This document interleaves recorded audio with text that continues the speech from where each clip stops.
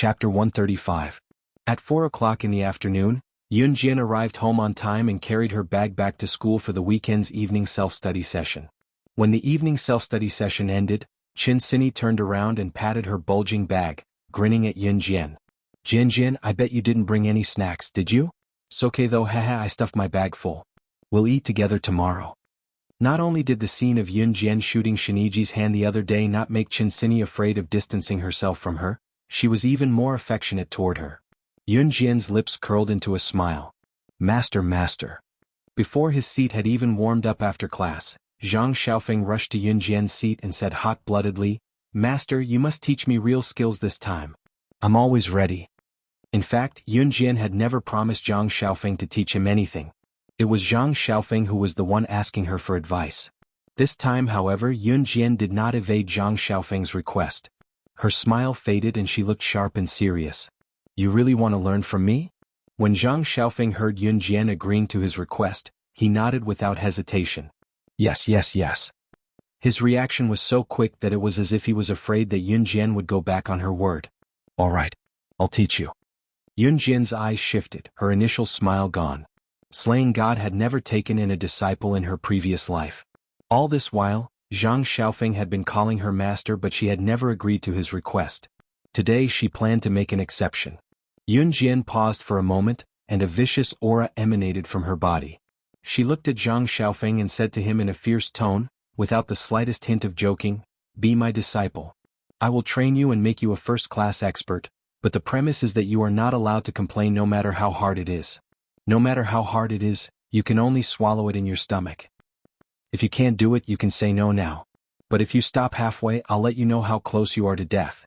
Yunjian didn't seem to be joking at all. There was only one meaning she wanted to express. Once you enter this circle, you can't leave. Even if you die, you have to kneel until the end. What's more, if her disciple couldn't even endure this bit of hardship, what right did she have to stand on the same side as her? Slaying God would never accept weaklings around her. Zhang Xiaofeng's eyelids twitched when he heard Yunjian's words. He knew that Yunjian was a woman of her words. However, he clenched his fists and said to Yunjian with determination, "I can do it." "All right." Yunjian smiled at him and said, "See you at the field tomorrow at 4 o'clock in the morning." 4 o'clock? Zhang Xiaofeng was stunned.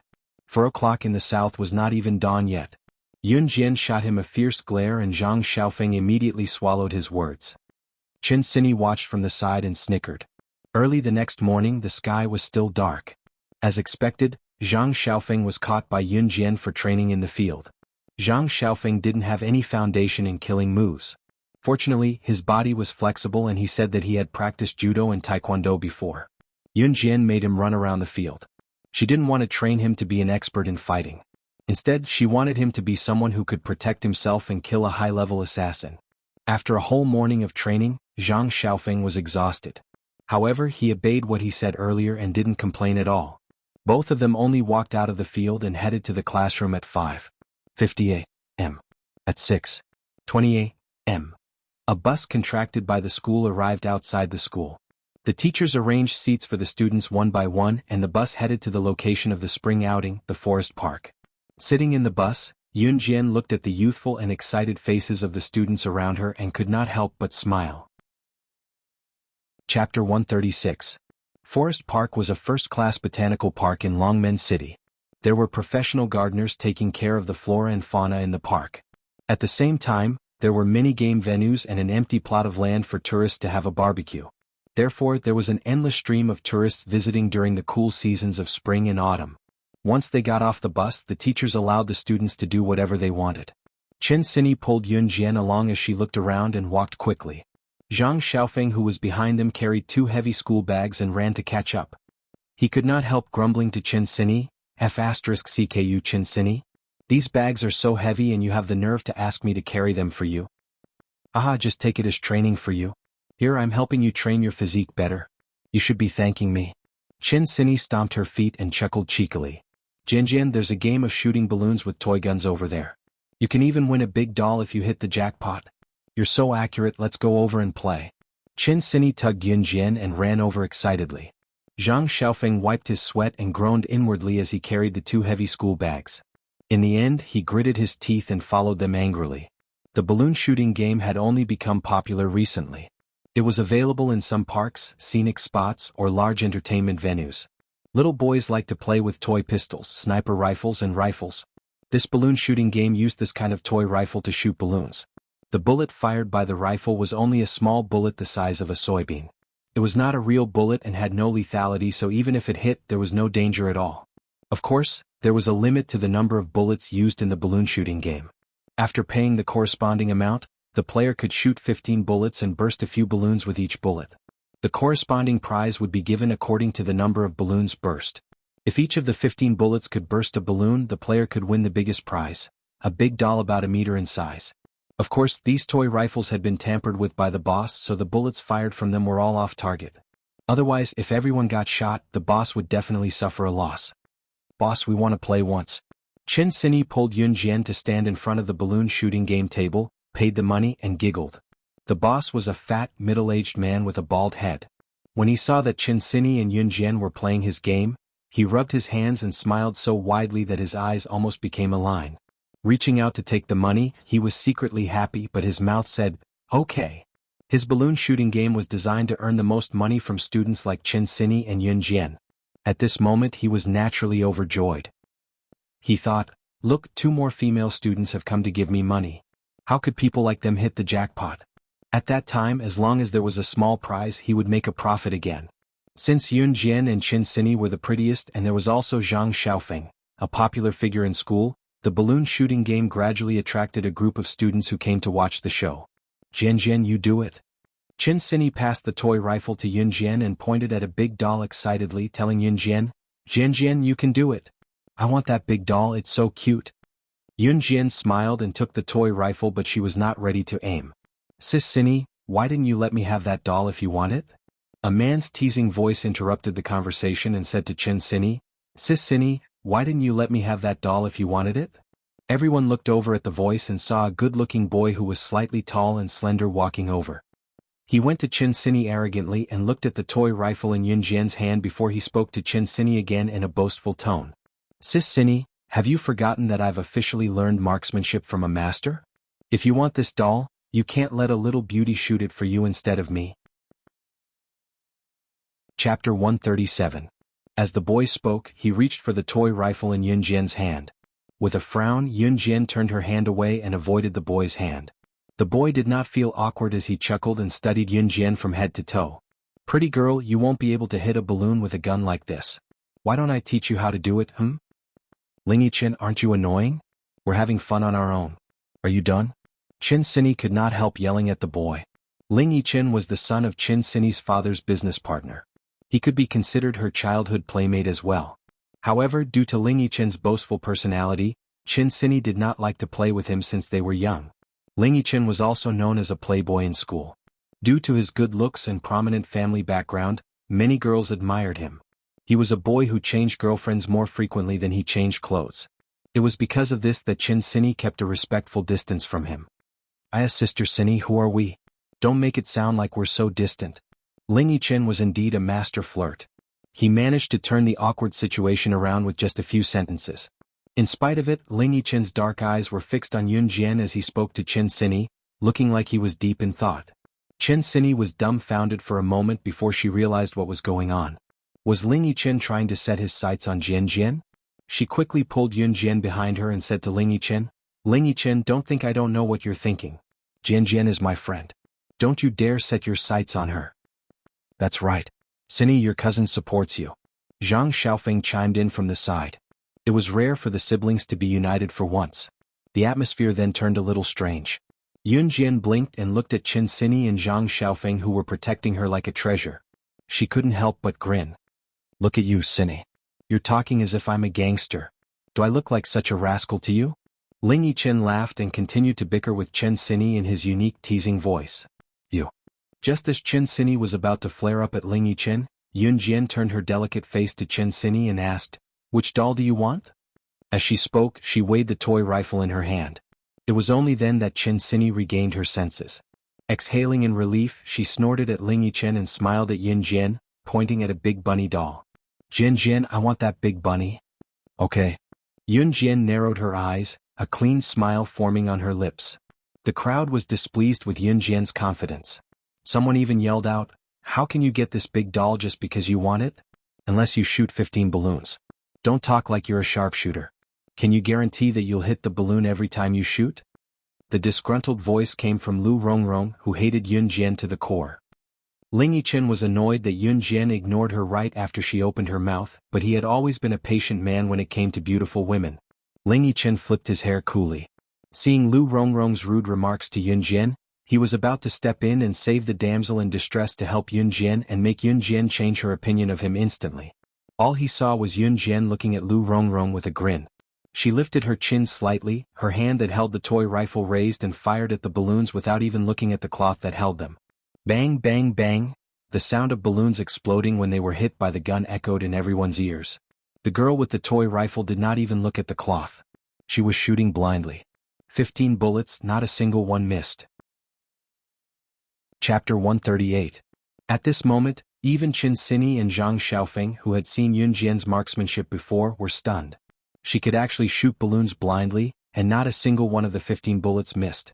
Only someone who was very familiar with guns could do this. And she, Yun Jian, was just an ordinary student. The surroundings were quiet, especially Ling Yichen. He put on a what the F*** CK expression and stood there in a daze, not even moving an inch. On the other hand, it was Lu Rongrong's first time witnessing Yun Jian's skills. She was dumbfounded on the spot. At this moment she didn't even think about her own trick anymore. Her eyes only revealed shock and fear. "I'm so sorry, I accidentally hit all of them." Yun Jian smiled and looked at the crowd. She didn't feel that there was anything wrong with what she said. However, the crowd who had watched from the beginning to the end knew that Yun Jian's words were meant for Lu Rongrong and Ling Yichen. Even the thick-skinned Lu Rongrong and Ling Yichen couldn't help but smile at this. Zhang Xiaofeng and Qin Sini snickered at the side, especially Qin Sini. She even gave Yun Jian a thumbs up. Then Qin Sini asked the shop owner for a big bunny doll. The shop owner's face was bitter, and his heart was filled with regret. However, in front of so many people, he didn't dare to go back on his word and refused to give Qin Sini the big doll. If he went back on his word in front of everyone, who would dare to play his game of shooting balloons? Then how would he earn money? The shop owner's face drooped, and he slowly and unwillingly handed the big bunny doll to Qin Sini. Qin Sini held the big bunny doll happily. She even shook the big bunny doll at Ling Yichen and made a funny face. In the end, Lu Rongrong ran away with her tail between her legs. Before she left, she even flashed a wicked smile. Whenever she thought of the mysterious woman she met last night, who said that she would help her teach Yun Jian a lesson, she couldn't help but feel happy. Moreover, that mysterious woman said that as long as she lured Yun Jian to her place today, she would teach Yun Jian a lesson. Lu Rongrong couldn't help but snicker in her heart. Yun Jian, you're the one who provoked me." Lu Rongrong cursed inwardly for a while and revealed an evil smile. She had already thought of a solution. Forest Park was a scenic spot located in a primeval forest. Later generations had only transformed the forest, but the scenery in the park was all from nature. Therefore it gave people a pristine feeling, allowing people to breathe in waves of fresh air while standing in it. After the balloon shooting game, Yun Jian, Qin Sini, and the others sat on a tranquil lawn in the park. The surrounding trees provided shade, and the branches and leaves of the trees acted as a shelter, so they were not afraid of being exposed to the scorching sun at noon. Not only did Ling Yichen not leave because of that incident, he even shamelessly followed Yun Jian and the rest. Yun Jian and the rest did not purposely stop him. They just treated him as if he did not exist. Qin Sini sat for a while and opened countless bags of snacks. The snacks were dry in her mouth and she even drank a lot of water in the morning, so she felt the urge to pee now. "Jian Jian, I'm going to the washroom. You stay here. You have to keep an eye on the rest of the snacks. We can't let the two dumb pigs, Zhang Xiaofeng and Ling Yichen, eat them no matter what." Qin Sini declared her sovereignty over the snacks domineeringly with her hands on her hips and turned to run to the washroom. Yun Jian could not help smiling with her lips pressed together. Zhang Xiaofeng and Ling Yichen, who were called out, had their lips twitched instead. It was only about 25 minutes later that Qin Sini had yet to return from the washroom. Yun Jian could not help frowning. The washroom was not far from here. Even if Qin Sini wanted to go to the washroom, she should not have taken so long. Sini didn't fall into a trap, did she? Ah. Zhang Xiaofeng broke the silence with a chuckle, stuffing a mouthful of chips into his mouth. No. Yun Jian looked down and stood up abruptly to walk to the washroom. What's wrong? Zhang Xiaofeng stopped teasing as well, sensing the unusual atmosphere in Yun Jian. At this moment, a girl ran over from outside the lawn, panting. She was a girl in her class who did not like to talk much, but she was running frantically. She ran to Yunjian and the rest in fear and shouted timidly, "Chen Sini, she was..." The girl could not catch her breath. She took 2 deep breaths and continued, "She's been taken away by a group of cruel people. They look like gangsters. It's so scary. I met Chen Sini in the washroom just now. We came out of the washroom together and that group of people rushed up and took her away." Sob, sob, sob. Chapter 139. What? As soon as the girl said that, Zhang Xiaofeng and Ling Yichen, who were sitting on the lawn, jumped up. Although the two of them often bickered with Chen Sini, they still treated Chen Sini as their own sister at critical moments. Therefore, when they heard the girl say that Chen Sini had been kidnapped by a group of unknown villains, their faces immediately turned green. Which direction did she go? In contrast, Yunjian was much calmer as she asked the girl. The girl still hadn't recovered from her fear, but she still pointed in a direction. She was still in a state of sobbing. Yunjian lifted her feet and walked in that direction. After a few steps, she began to run. Zhang Xiaofeng and Ling Yichen couldn't care less about the pile of snacks on the lawn. They lifted their feet and chased after Yunjian. However, even though the two of them ran with all their might, they still couldn't catch up to Yunjian. Zhang Xiaofeng was already used to this kind of thing, but Ling Yichen was different. Yunjian's marksmanship had already left him speechless. Now even her running was as fast as flying. Ling Yichen couldn't help but wonder if Yunjian had been in the army. Otherwise, how could she have such marksmanship and speed? Yunjian was faster than Zhang Xiaofeng and Ling Yichen when she reached the toilet where Chen Sini had been kidnapped. She looked around and narrowed her eyes. It was too late to chase after her now. Chen Sini must have been taken out of the forest park by now. Zhang Xiaofeng and Ling Yichen ran to Yunjian's side, panting. Ling Yichen couldn't help but be surprised when he saw that Yunjian was running so fast without panting. "Master, what should we do now?" Zhang Xiaofeng asked anxiously. After all, he was born into a rich family and had never encountered such a situation before. Naturally, he was anxious and scared.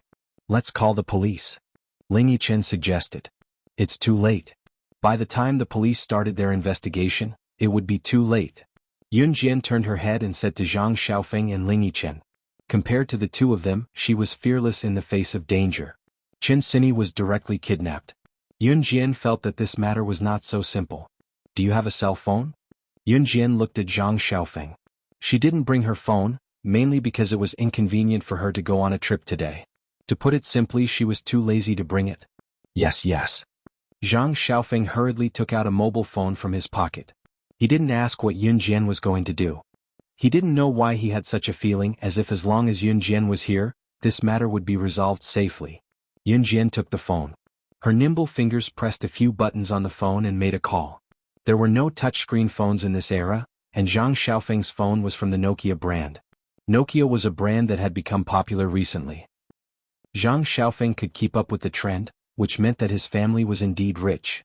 Beep, beep, beep. The call was picked up immediately. After the call was connected, there was no sound from the other side. Yunjian's call was directly to the headquarters of the Wuxia mercenaries intelligence team. The Wuxia mercenaries intelligence team was distributed all over the world. Even if there were some changes in the local feng shui of various countries, the intelligence team would also collect information. Chen Sini had been kidnapped. Yunjian would ask the intelligence team to investigate thoroughly and get the news as soon as possible. At the same time, the intelligence team of the Wuxia mercenaries would not speak first when they answered the phone. To kill is to stop, to become a god. Yunjian opened her mouth and uttered the code for intelligence gathering with the intelligence team in fluent English. Chapter 140. After Yunjian gave the code, the other end of the phone was silent for a few seconds. Then, a low and strange female voice sounded. "What instructions do you have?" Yunjian knew from the voice that this person was the head of the Wuxia mercenaries intelligence team, Diani. Diani was the head of the Wuxia mercenaries. The intelligence team that she led had always been accurate. Many international business tycoons had bought intelligence from Diani at high prices. The price had even risen to hundreds of millions of US dollars, all for the sake of obtaining accurate information. The intelligence team took up a significant portion of the Wuxia mercenaries' financial income. This could not be helped without the guidance of the intelligence team's head, Diani. "Help me investigate a person." Yunjian relayed her location and the process of the incident in English. Soon, Diani found the information and reported it to her. Actually, as soon as Yun Jian said the code, Diani already knew that Yun Jian was her superior. However, the intelligence team had always been tight-lipped and never asked about such things. They only knew how to search for information and then report it to the other party. Until Yun Jian hung up and handed the phone back to Zhang Xiaofeng and Ling Yichen were still in a daze. They did not understand what Yun Jian said at all. They only knew that she called a foreigner and that the two of them were talking in English. However, at this critical moment, why did she call a foreigner? Yun Jian was already walking forward. The two of them hurriedly followed her footsteps. Yun Jian's lips curled slightly. She reached out and tucked the loose strands of hair behind her ear. She said, "They kidnapped Cindy in a car. The car plate number is Dragon A 50855. How did you know the car plate number?" Ling Yichen exclaimed. Yun Jian had only made a phone call. How could she have found out the other party's car plate number? This was illogical. The two of them were shocked and terrified. Yun Jian only smiled faintly. The members of the Wuxia mercenaries intelligence team were scattered all over the world. The number of members was uncountable. In other words, there is a high possibility that someone you know is a member of the Wuxia mercenaries intelligence organization, hiding in the city or between the cities. His job was to constantly search for changing information. What's more, the intelligence team didn't just rely on manpower to gather information. They could use any electronic products, and they could even use mobile phones to enter a wide range of systems in the shortest amount of time. However, after excluding the ordinary vehicles in the area, the final result was obtained.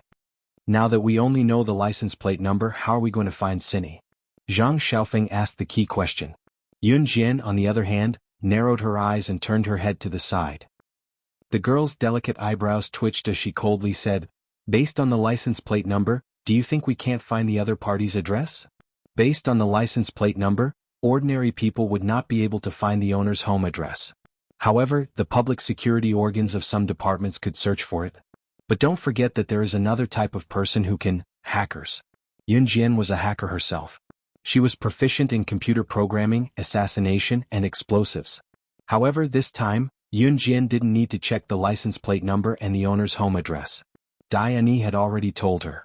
However, Yun Jian didn't explain this to Zhang Xiaofeng and Ling Yichen. Now wasn't the right time to do so. Then where is Cindy now? Zhang Xiaofeng only wanted to know this now. Yun Jian took a step forward with her long, slender legs. Then she paused and said, "The Premium Casino." Chapter 141. The finest casino was a casino in itself, where all the gamblers gathered together. The casino itself belonged to the second largest mafia group in Longmen City, the Nine Valleys Gang. There were two major mafia groups in Longmen City. The first was Dragon Head Gang while the second was the Nine Valleys Gang. Su Ziqian's Dragon Head Gang had tens of thousands of brothers and owned all the bars and night markets in Longmen City. Su Ziqian was also a member of the Wuxia mercenaries, so his position as a mafia boss was secure. However, the second largest mafia group in Longmen City, the Nine Valleys Gang, was not to be underestimated. Other than Dragon Head Gang, the Nine Valleys Gang was the second largest mafia group. Even if they did not have tens of thousands of brothers, they were close to this number. Moreover, he had divided many regions. Even Longmen City's top casino, the famous Prime Casino, belonged to the Nine Valleys Gang. As the saying goes, a mountain cannot accommodate two tigers.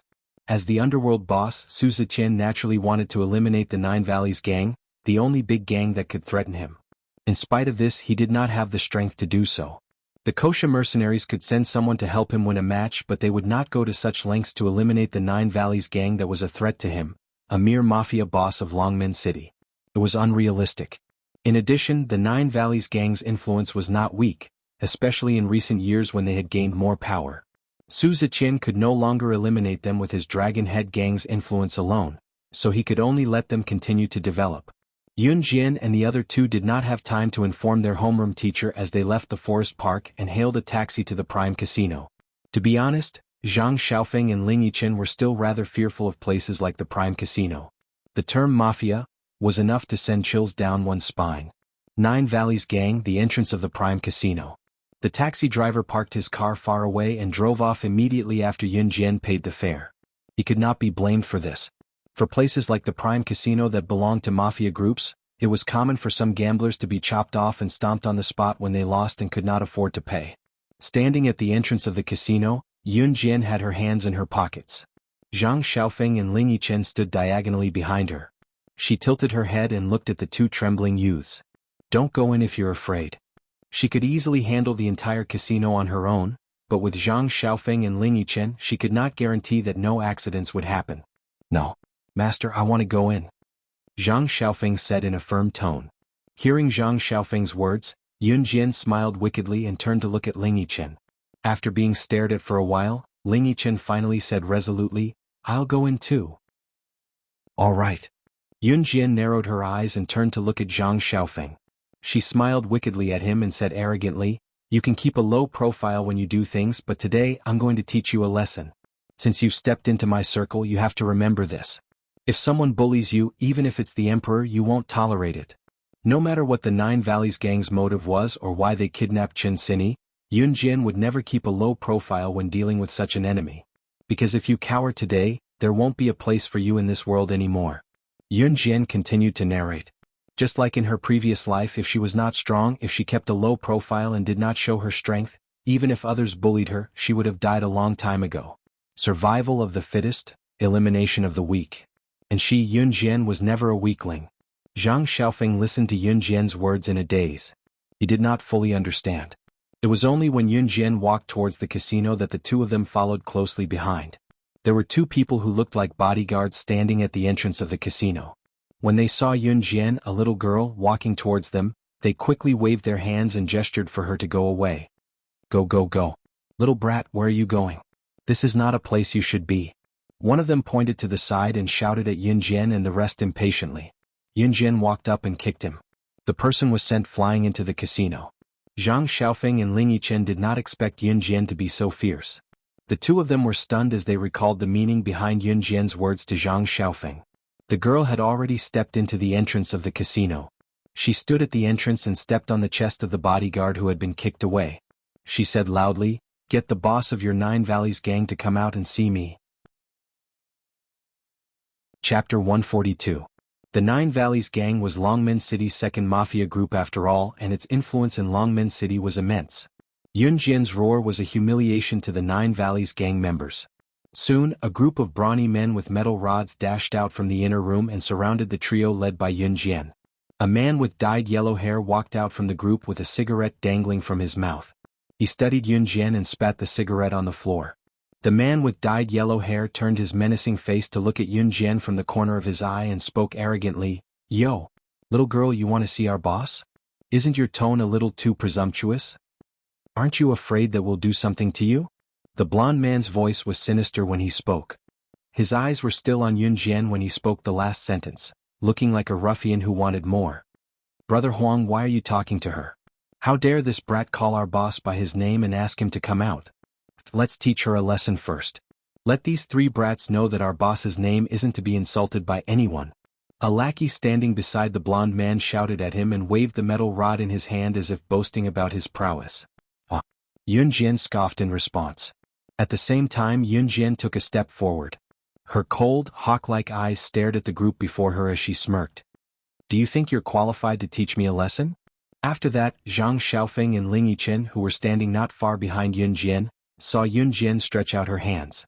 A few stones the size of diamonds appeared between her fair and clean fingers. She waved her hands and hurled the stones out. These stones were like several sharp swords, and with frightening speed and accuracy, they smashed towards the group of strong men holding iron rods. Plop, plop, an orderly sound rang out. The 6 to 7 brawny men who were holding metal rods were hit in the knees by pebbles, and all of them knelt down toward Yun Jian in the order they were spread out around them. Zhang Xiaofeng and Ling Yichen were completely dumbfounded. Both of them thought that Yun Jian's ability had been unleashed to its fullest when she was shooting. What was going on here though? Throwing stones at the same time and hitting a few brawny men in one move. It was impossible to execute such a move without extremely precise technique. They had only seen such a scene in a movie where an assassin killed someone. Yun Jian knew how to kill people? Both of them were dumbfounded. Let's go. Yun Jian turned her head to instruct Zhang Xiaofeng and Ling Yichen. Then she stepped over the group of brawny men who were kneeling on the ground and had no idea what had just happened. She had picked up these stones from the lawn in the park. She did not expect them to come in handy. Although they were not as handy as hidden weapons, they were not too shabby either.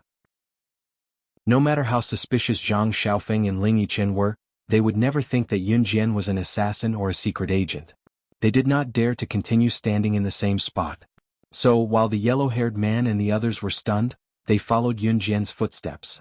They stepped over the screen at the entrance and walked straight to the center of the casino. In the center of the casino, wave after wave of gamblers sat together, making a racket. Big. Big, I'll bet on big. Small. Small. Small, this round will definitely be small. The gamblers were having a good time. Their tireless voices echoed throughout the casino. At this moment, Yun Jian led Zhang Xiaofeng and Ling Yichen around the lively casino and walked straight to the back door. Chapter 143.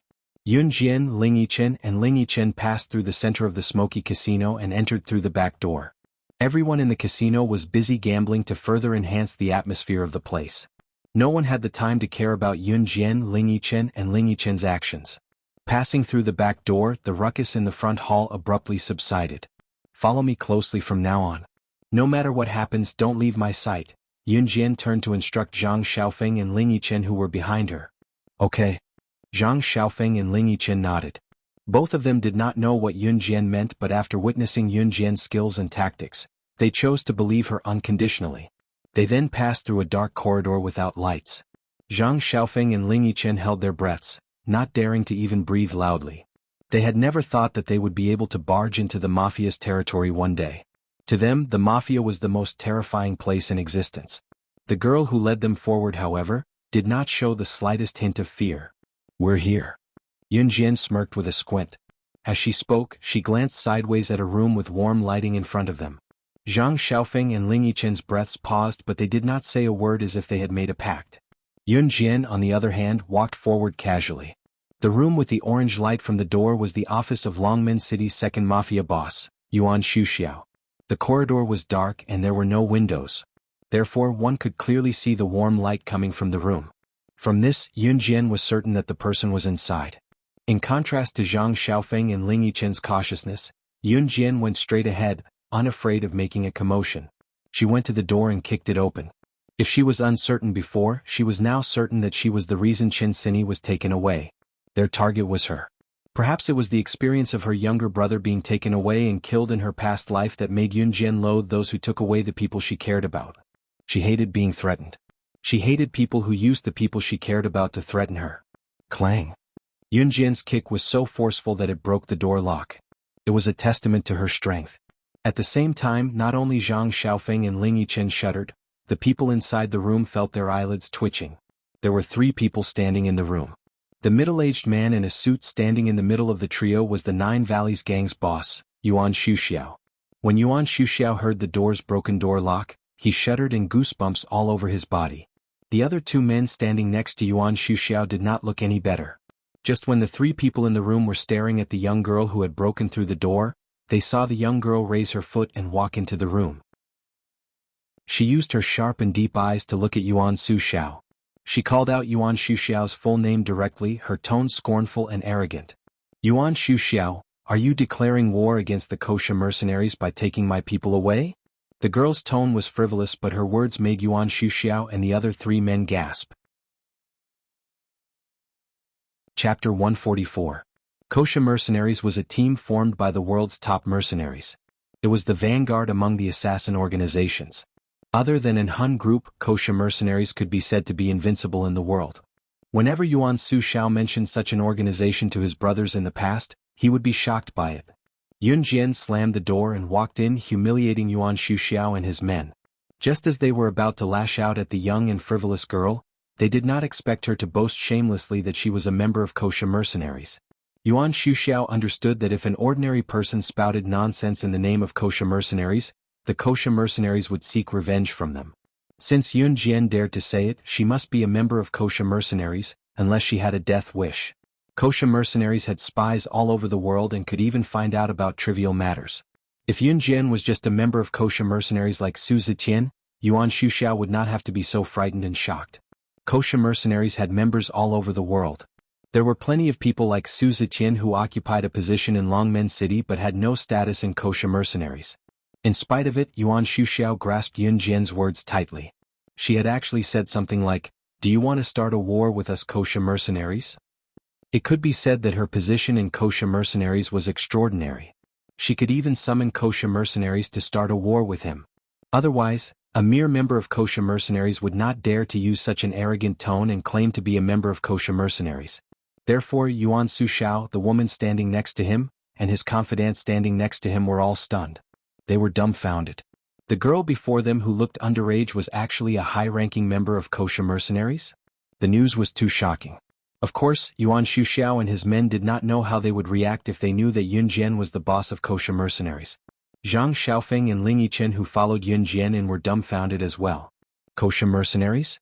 How could they not know? It was an internationally renowned mercenary organization.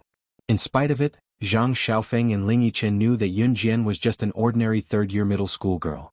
Thinking about it, both of them frowned and decided to wait and see what would happen. Did I take your men away? My young friend, you can't simply say that. I'm a man of the underworld, but I've never done anything outrageous. Yuan Shuxiao's attitude toward Yun Jian was very amiable.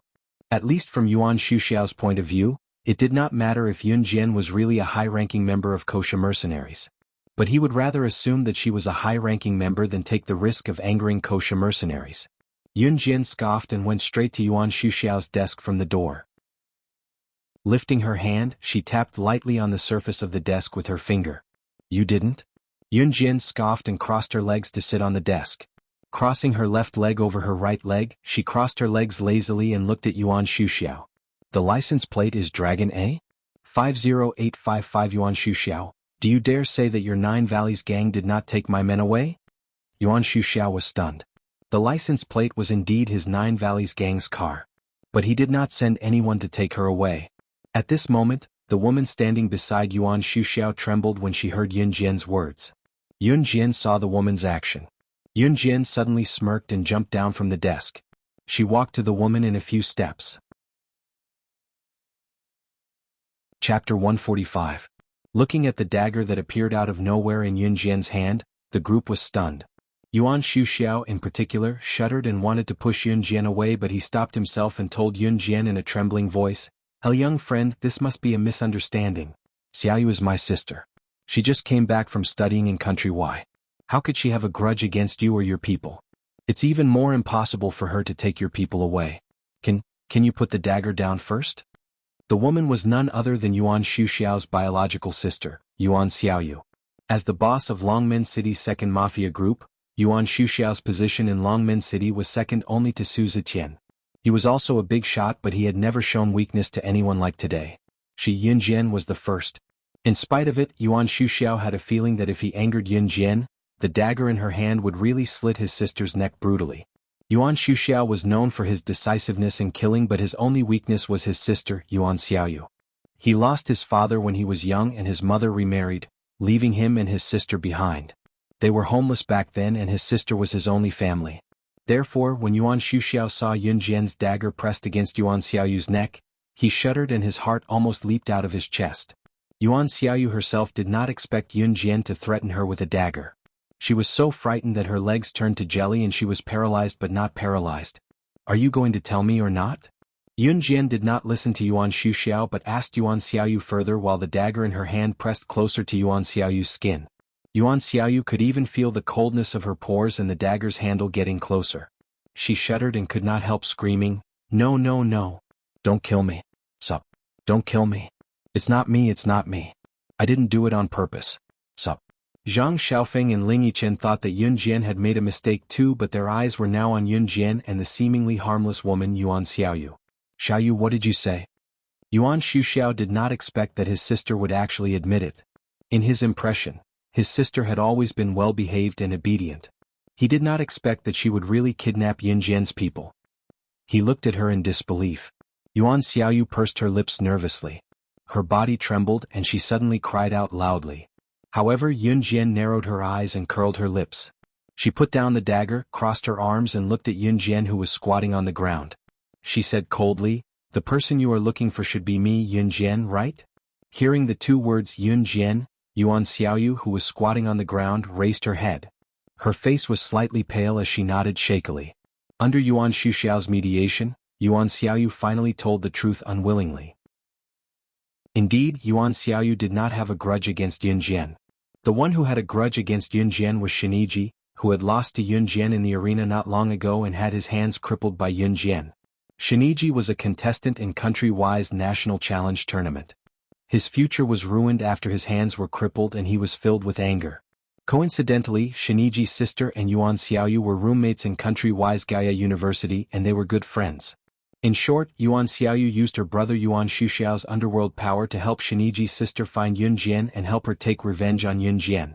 Yun Jian was not easy to deal with. Yuan Xiaoyu knew this from the beginning, so she used Lu Rongrong, who was not on good terms with Yun Jian's classmate, to tell Lu Rongrong that she could help her teach Yun Jian a lesson as long as she could trick Yun Jian into coming out. However, later in the forest park, Lu Rongrong did not have the chance to trick Yun Jian out alone. Coincidentally, she bumped into Qin Sini, who was best friends with Yun Jian, going to the toilet.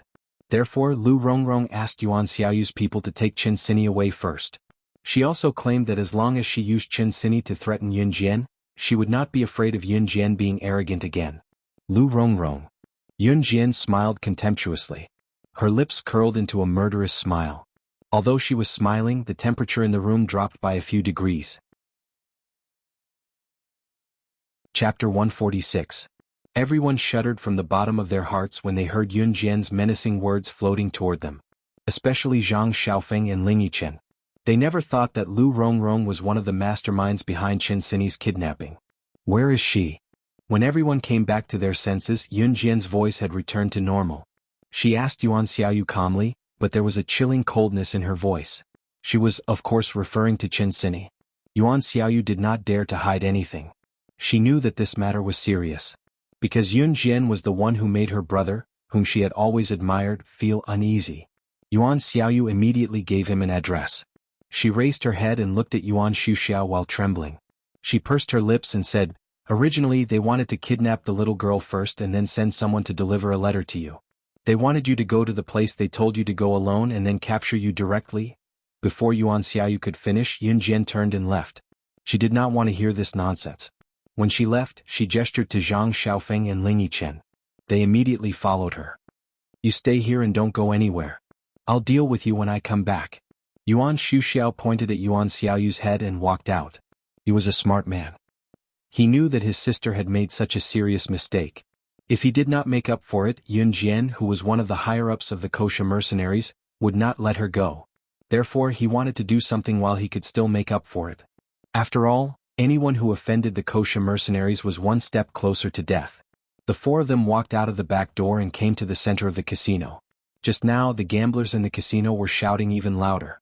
It could be said that there was another wave after another. The four of them, led by Yun Jian, had just walked to the center of the casino. They wanted to leave quietly, but unexpectedly, they heard a heart-wrenching voice begging for mercy. "Please, please don't cut my hand, don't cut it. I'll go home to get the money."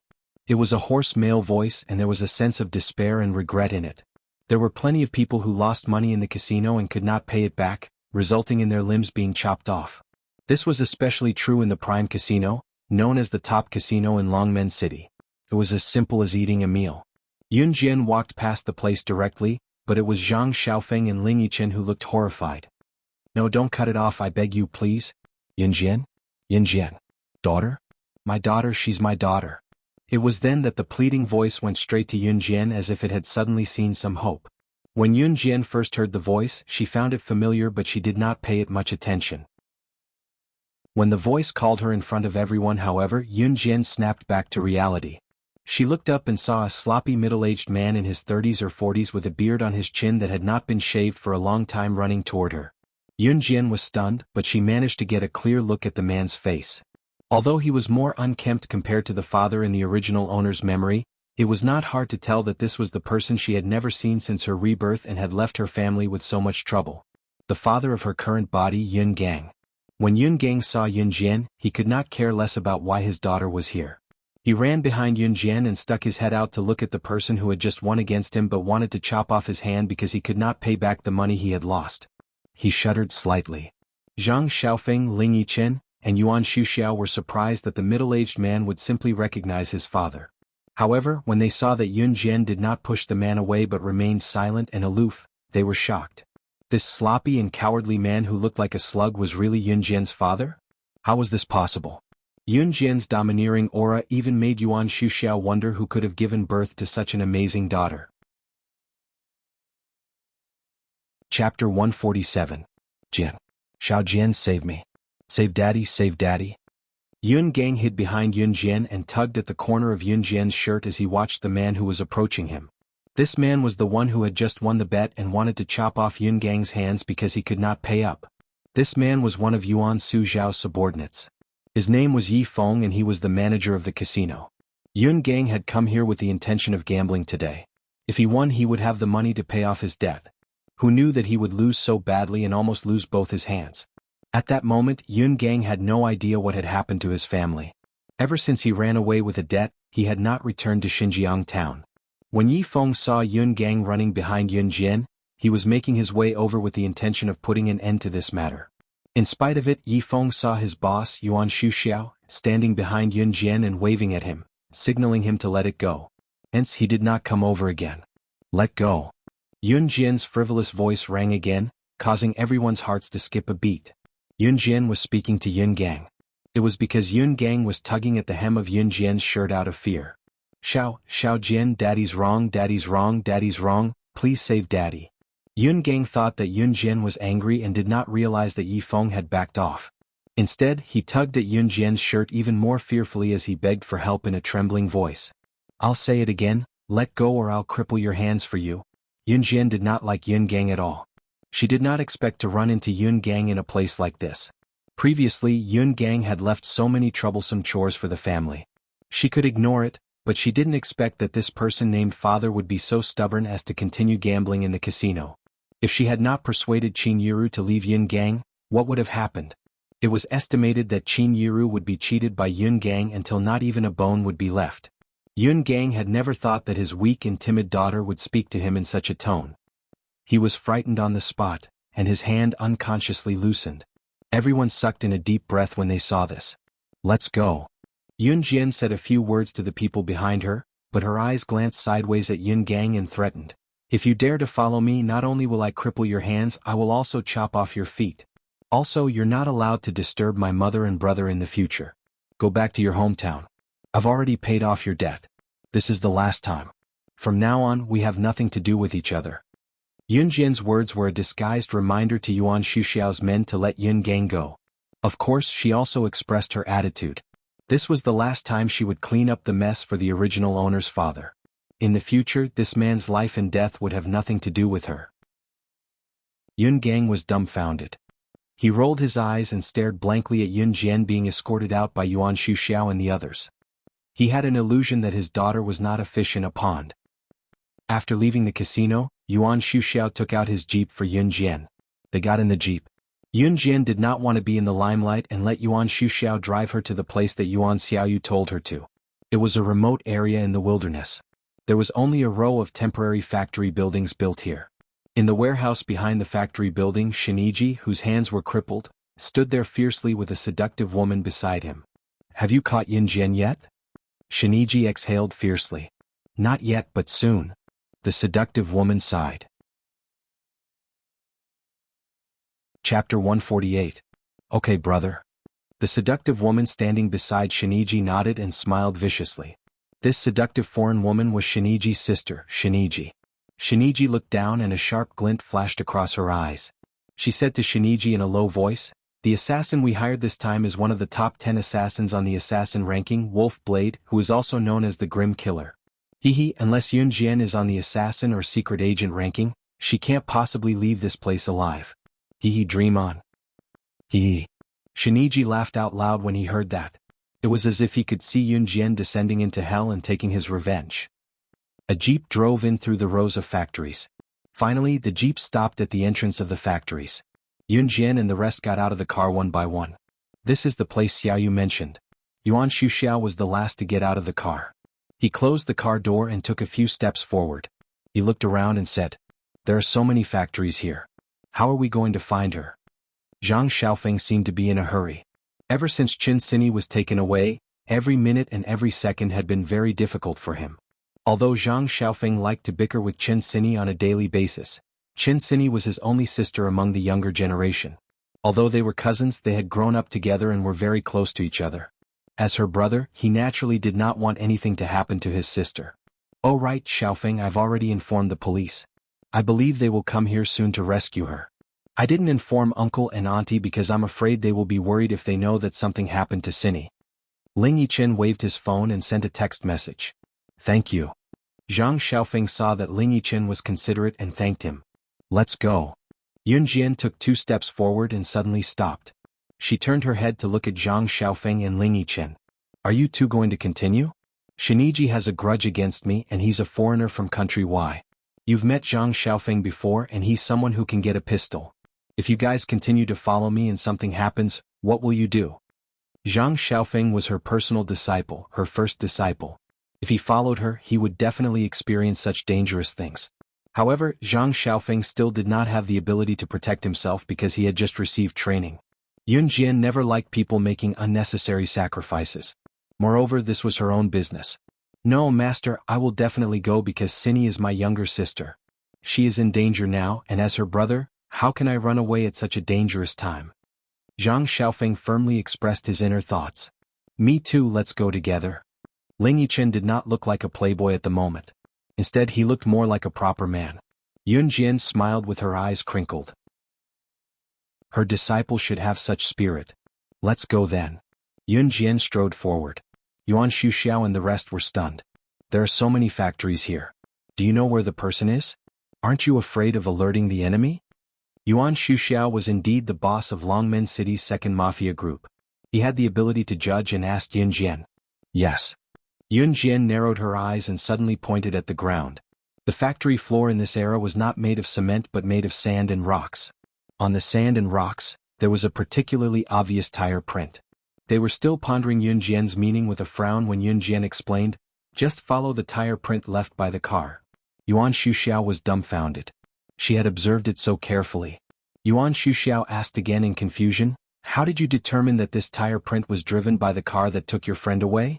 What if it was another car?" Zhang Xiaofeng and Ling Yichen were equally puzzled by this question. Yun Jian narrowed her eyes and turned to look at them, pointing a finger as she explained, "First, this tire print was crushed not too long ago. Second, the tire print of your Jeep Dragon A 50855 looks like this." She could actually tell that the tire print was left by a car not too long ago? Her knowledge and insight were actually so precise. Chapter 149. After that, Zhang Xiaofeng and the other two did not question her anymore. To be honest, whether it was Yun Jian's previous judgment or her skills and methods, they did not seem like something a teenage girl should have. The only thing they were certain of was that her assertions were never wrong. Based on this alone, the 3 of them trusted her unconditionally. "Trust me and follow me," Yun Jian said with a slight quirk of her brow while the 3 of them thought about it. All 3 of them nodded in unison. With Yun Jian leading the way, they followed the deepest tire tracks on the sand until they came to the door of a factory in the corner. In the warehouse behind the factory, Shiniji, and the cold-faced assassin they hired, Wolf Blade, were already standing there. Not far away, Chin Sini, who had her mouth covered with black tape, was tied to a bench, trying to make a sound. There was a group of people standing beside Shiniji who were probably their subordinates. "Why isn't that brat here yet? Didn't you say you've sent someone to inform her?" Shiniji shot his younger sister, Shiniji, a vicious glare from the corner of his eyes. He had no idea that Yun Jian had already come before she received the notice. "Brother, is she going to leave her alone? After all, is it worth it to die for a friend?" Shiniji pointed at Chin Sini, who was tied up, with a frown. Chin Sini widened her eyes before she shook her head abruptly. She had been listening to the duo's conversation and had seen Shiniji in the ring the last time. She already knew that they had captured her to lure Yun Jian. She knew that Jian Jian would come, but she was afraid that something would happen to the friend she had spent so much effort to make. "Boss, since that brat isn't here, why don't you let us have some fun first?" A few foreigners who stood beside Shiniji rubbed their hands together as they looked at Chin Sini's pretty face. A few of them even pulled up their pants. It was needless to say how wretched they were. "Go, go, go. As long as you don't make any noise, it's fine." Shiniji wanted to take revenge on Yun Jian, so he hated Yun Jian. Naturally, he wasn't satisfied with Yun Jian's friend, Chin Sini. When the men heard Shiniji's words, they rubbed their hands and walked toward Chin Sini with lewd smiles. Chin Sini's beautiful eyes suddenly widened. because these foreigners were all speaking Chinese, and she could understand them all the way. At this moment she shook her head vigorously. This was the first time she had felt such despair and fear. She even wanted to end her life at this moment. However, before these men could get close to Chen Sini, the door was kicked open with a bang. The sturdy door was kicked open, and Yun Jian's slender and beautiful body was the first to step in. Her long and narrow eyes scanned the entire place sharply, and she said without restraint, "You dare to touch my people, Shiniji, you're dead meat." She had let Shiniji go in the arena last time out of respect for Su Zetian. However, Shiniji was still being stubborn today, so he couldn't blame her for being merciless. Kikik. Shiniji was slightly taken aback when he saw Yun Jian slam the door open, and a strange smile appeared on his face. He wasn't afraid of Yun Jian at all. "Mr. Wolf Blade, please kill her." Shiniji turned his head to look at Wolf Blade and spoke in an extremely respectful tone. Only then did everyone turn their gazes toward this man, who was as thin as a skeleton. Yun Jian narrowed her eyes and looked directly at this man. Wolf Blade, ranked 10th on the assassin rankings, was a cold-faced assassin. This person had a wild, wolf-like nature. Although he was extremely thin and weak, he was an expert in assassination. In a one-on-one battle, even the assassin ranked higher than him might not be able to defeat him. "Shiniji, the person you want me to kill is only this little girl? You're underestimating me too much. I, Wolf Blade, am one of the top 10 elites in the world of assassins, and you want me to fight a little girl?" Wolf Blade looked at Yun Jian with disdain as he spoke to Shiniji. "Assassin." Shiniji had actually hired an assassin to deal with Yun Jian? Hearing Wolf Blade's words, Zhang Xiaofeng, Ling Yichen, and Yuan Xuxiao's faces turned pale. Chapter 150. The reason why Zhang Xiaofeng and the others turned pale wasn't just because Wolf Blade was an assassin. If Wolf Blade was just a normal assassin without formal training, then they wouldn't be so afraid. After all, Yun Jian's strength wasn't just for show. She was able to defeat Shiniji in one move and even take away his gun and cripple his hands. It was obvious that Yun Jian wasn't a normal person. However, Wolf Blade claimed to be in the top 10 of the assassin ranking. To be able to squeeze into the top 10 of the assassin ranking or secret agent ranking, which one of them wasn't an elite that had survived a rain of bullets. It could be said that no matter who it was, as long as they showed up, even if they just stomped their feet, it was enough to cause a storm. Shiniji had actually hired Wolf Blade, who was ranked 10th on the assassin ranking. Moreover, his goal was only to take revenge on Yun Jian. Zhang Xiaofeng and the others looked worriedly at Yun Jian. They immediately frowned with worry and fear. However, when Yun Jian heard Wolf Blade's claim, her face didn't show any signs of shock. On the contrary, she was very calm. Then, she raised her eyebrows and pointed a slender finger at Wolf Blade. She said frivolously, "You're not worthy of fighting with me. Killing you will only dirty my hands." Yun Jian's words sounded like she didn't care about her life. A little girl like her actually dared to provoke the internationally famous cold-faced assassin Wolf Blade. TSK, you little girl, you're really interesting. You're so young, but you've got guts. However, it's a pity that you're someone that my employer wants to kill. Therefore you must die today. Wolf Blade sized up Yun Jian again. He clicked his tongue and spoke with a sinister tone. The way he looked at Yun Jian was like he was looking at a dead person. If Wolf Blade had looked down on Yun Jian before, then now he had to re-evaluate this girl. Wolf Blade could smell the scent of an assassin from Yun Jian's aura, but he didn't pay it any mind. After all, it wasn't easy to find an assassin or secret agent who was better than him in the world. Moreover, this girl in front of him was only 15 or 16 years old. "You guys go away." Yun Jian waved her hand at Zhang Xiaofeng and the others behind her. She was currently emitting an imposing aura that forced them to submit. At this moment, Zhang Xiaofeng and the others didn't say anything and obediently retreated. In their hearts, they already placed Yun Jian's orders first. Tisk, interesting. Wolf Blade smirked abruptly and said something chilling in an extremely ordinary tone as he walked toward Yun Jian. Before anyone could react, Wolf Blade extended his arm and sprinted toward Yun Jian. His fingernails were pointed downward as he attacked Yun Jian viciously. His bony fingernails were 5 centimeters long, making him look like a devil from hell. The people present couldn't help but shiver. He would attack if he wanted to. As an assassin, he could laugh at you 1 second and stab you in the stomach the next. They would even do anything to complete their mission, even their lives. Therefore, their existence made countless businessmen, politicians, and international tycoons tremble in fear. Those 5-centimeter-long fingernails seemed like they would stab Yun Jian's heart in the next second. Everyone's expression changed greatly. Yun Jian, the main character, didn't move. She didn't move. Instead, she began to speak. Wolf's Blade joined an Hun group at the age of 3. At 8, he stole a knife and killed someone. At 14, he started his first mission. At 18, he assassinated the chief of Sea Country and became famous. With this kind of experience, what qualifications do you have to fight me? With every word Yun Jian said, Wolf's Blade froze. This girl knew his identity so well. At the same time, everyone present looked at Yun Jian in shock. Chapter 151. Wolf Blade was stunned. How did Yun Jian find out that he was an assassin from the Hun organization? It should be known that any assassin or special agent on the assassin or special agent ranking would have all their secrets sealed off, as long as they were in the top 10. Ordinary people could forget about knowing their qualifications. Even if they wanted to know their gender, it was a very difficult thing to do. That was why Wolf Blade was so shocked. Even if Wolf Blade was one of the top 10 assassins on the leaderboard, it was impossible for him to know the qualifications of the other assassins on the leaderboard. Before this, Wolf Blade admitted that he had never met Yun Jian, let alone that Yun Jian had the time to check his qualifications. Wolf Blade's pupils suddenly shrank. His eyes widened as he stared at the beautiful girl with her hair tied up in a high ponytail. He then shook his head. He knew that there were 2 people in the world who could easily find out the top 10 assassins and secret agents' secrets. There was no one else. One of them was the leader of the Hun organization. The leader of the Hun organization was the leader of the organization he belonged to. Naturally, he would not spread this information.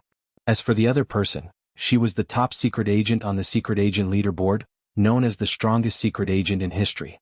She was the king of secret agents with invincible hacking skills, Slaying God. Slaying God was an existence that struck fear into the hearts of those in the underworld. She was a legend. However, there was no way Wolf Blade would believe that the young girl before him was Slaying God. Although he did not know Slaying God's age and gender, he did not think that the master of the Tang Tang secret agent world would appear in such a destitute place. Was that not a joke? With that in mind, Wolf Blade looked at Yun Jian confidently and cackled, no longer holding back. I don't care where you got my qualifications from. Since you know my secrets, you'll have to die today.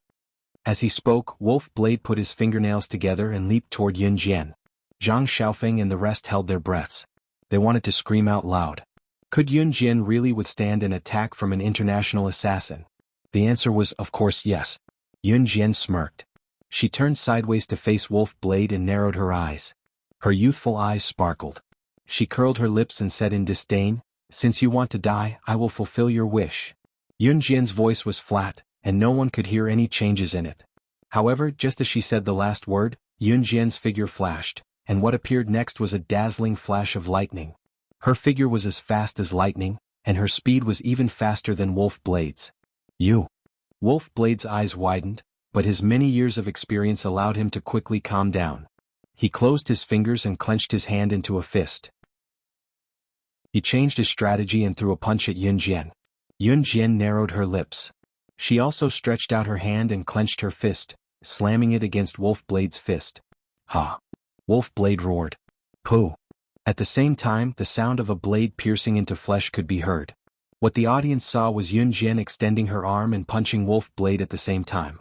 Both of their fists were tied. They saw Yun Jian squinting her eyes and smirking. When the 2 fists collided, her soft leg bent in an arc and hit Wolf Blade's chest from his back. What was different from normal shoes was that Yun Jian's seemingly ordinary white shoes had a small knife stuck in the tip. At this moment, Yun Jian hooked her leg and the knife on the tip of her shoe ruthlessly pierced Wolf Blade's heart. In a fight between assassins, especially in a fight between experts, a single move could decide the outcome. Zhang Xiaofeng and the others clearly saw that Yun Jian had used one hand to block Wolf Blade's fist, while her other hand had inserted a small knife into the tip of her own white shoes. Then, when her fist collided with Wolf Blade, the tip of her shoe pierced Wolf Blade's heart at the same time. This series of impossible movements appeared out of thin air in front of everyone's eyes. The outcome would be decided in one round. You. Wolf Blade suddenly widened his eyes. He looked at the girl's smiling face up close and finally spat out a mouthful of fresh blood. Slaying. Wolf Blade tried his best to shout the word God, but he realized that his body was already falling backward. He stared at Yun Jian in horror as his body fell to the ground and died with his eyes wide open. There was only one person in the world who could do what Yun Jian did with such ease. That person was slaying God. Chapter 152. Killing one of the top 10 international assassins, Wolf Blade, with one move. If Yun Jian defeating Shiniji with one move was shocking, then at this moment, everyone's mouths were wide open enough to fit a large duck egg. Yun Jian, where did she come from? Zhang Xiaofeng and Ling Yichen were stunned on the spot. Every cell in their body was boiling in shock. Yuan Xuxiao's small eyes were also wide open. Shiniji, on the other hand, shook his head violently, staring at Yun Jian in disbelief. He backed away slowly, muttering, "Impossible. Impossible." Even the top 10 assassins in the international assassin chart were no match for Yun Jian and were killed in one move. Who else could subdue her then? No. Shiniji screamed. His deep male voice sounded sharp and crazy. "Just you wait, Yun Jian. Shiniji, just you wait. Next time I'll kill you. I'll kill you next time." Shiniji glared fiercely at Yun Jian. He opened his mouth and spat out threatening words. His voice was eerie and terrifying. "Do you think I'll let you live until the next time?" The creepy smirk on Yun Jian's lips abruptly vanished as she slowly made her way to Shiniji. Even her tone was instilling fear from the bottom of one's heart. She had let Shiniji go last time because of Su Zetian. She had never been a charitable person. She was not stupid. Shiniji wanted her life and even implicated the people she cared about. If this happened once, there would be a second time. How could she let go of a ticking time bomb that could explode at any time and continue living in this world? You want to kill me? No. I'm a member of Country Y's national team. If you kill me, aren't you afraid that you'll become Country Y's enemy? This was Shiniji's trump card. When Wolf Blade was killed by Yun Jian, he did not show any fear. Because he felt that Yun Jian would not dare to kill him. Do you think I'll be afraid?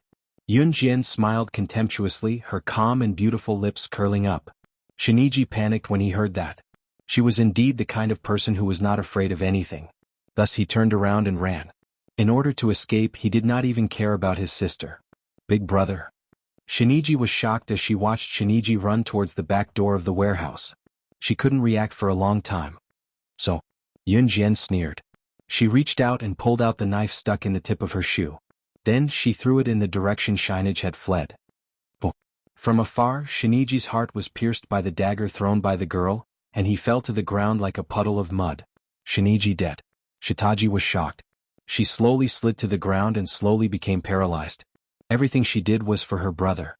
She never thought that the brother who loved her the most would abandon her and run away. And now his brother was dead. At that moment, Shiniji completely lost her will. Her eyes were lifeless.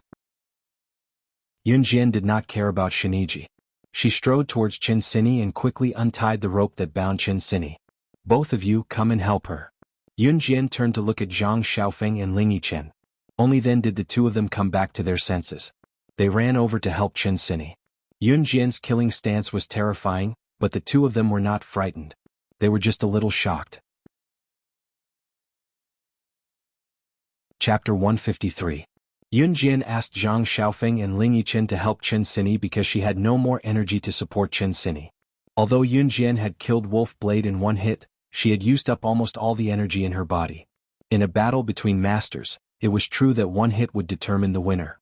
However, Yun Jian knew that if she did not kill Wolf Blade in one hit, her current body would not be able to support her to defeat Wolf Blade. After all, Wolf Blade was one of the top 10 assassins in the assassin ranking. He was not a second-rate assassin, especially when her current body's energy was not even 1/10 of what it was in her previous life. Yun Jian could only use her killer move to win. Wolf Blade lost because his killer move was not as fast, accurate and ruthless as Yun Jian's. Yun Jian had used up all her energy. Although she did not show it, only she knew how much energy she had. Beep, beep, beep. At this moment, the sound of an alarm came from the door. Ling Yichen had called the police earlier, so it was normal for the police to come now. However, there were 2 more bodies on the ground. It would be abnormal for them to negotiate with the police. "Don't worry, leave it to me. I'm familiar with the people in the police station." Yuan Xuxiao volunteered. He looked at Yun Jian as he spoke. It was only when Yun Jian looked down and hummed in agreement that Yuan Xuxiao breathed a sigh of relief. Yuan Xuxiao was afraid that Yun Jian would not forgive his sister, Yuan Xiaoyu, for what she had done before. However, when he heard Yun Jian's reply, he immediately felt relieved. Yuan Xuxiao was in the underworld. Naturally, he had met the people in the police station and had a good relationship with them. In the end, this incident was suppressed by Yuan Shuxiao. With Yuan Shuxiao's protection, Yun Jian's murder was not exposed at all. In fact, the police were surprisingly happy when they received the bodies this time. This was because Wolf Blade was an assassin on the international assassin ranking. At the same time, he was also one of the most wanted criminals in the world. The result was that they got rid of a wanted criminal that the international police wanted to arrest. The police station could be considered to have made a great contribution. When Wolf Blade was killed in Longmen City, the leader of the special forces, Gu Junjian, learned about it. He wanted to investigate immediately. Who killed the famous and cunning Wolf Blade? Gu Junjian was the leader of the country's special forces. He held a high position and there were not many people or things that could attract his attention. In spite of it, Wolf Blade's death in Longmen City had completely caught his attention. Gu Junjian conducted a thorough search in secret and even mobilized the police force to find the culprit at all costs. Of course, she did not know that she had caused a commotion among the police. They took advantage of the time to rush back to the forest park and catch the bus back to school. She did not see Lu Rongrong on the bus back. The class was split into 2 batches and was arranged into different buses. Once they got off the bus, Yun Jian blocked the other bus that was carrying her class and dragged Lu Rongrong off the bus, teaching her a harsh lesson in front of the whole school. For people like Lu Rongrong, ordinary lessons were useless. Yun Jian dashed into the bus and dragged her down. Once she did, she slapped her countless times, smirking as she did so. You know what you're doing. If you dare to do anything again, I'll make sure you die. Don't. Died. Without. Proper. Burial. Place. A slap for each word. It was only when Lu Rongrong screamed and fainted, her cheeks swollen, that Yun Jian turned to leave. Chapter 154. Lu Rongrong being beaten up by Yun Jian in public caused a commotion in the school, but as the subject of everyone's discussion, Yun Jian had long stayed in the classroom obediently.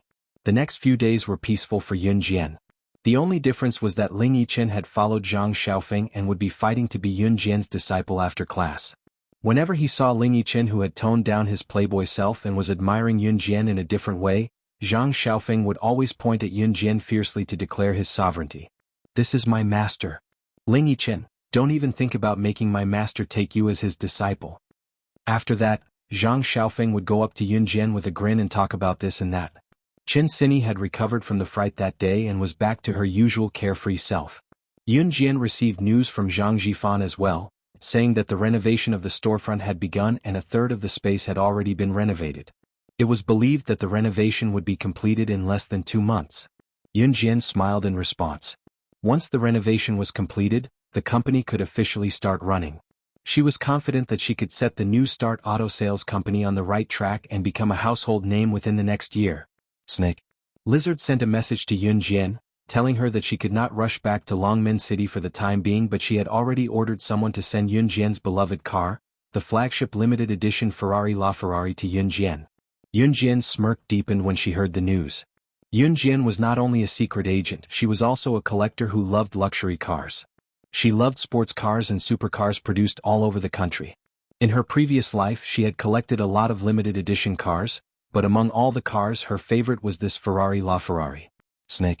Lizard had always been meticulous and did not forget to send her beloved car over this time. Yun Jian was glad about it.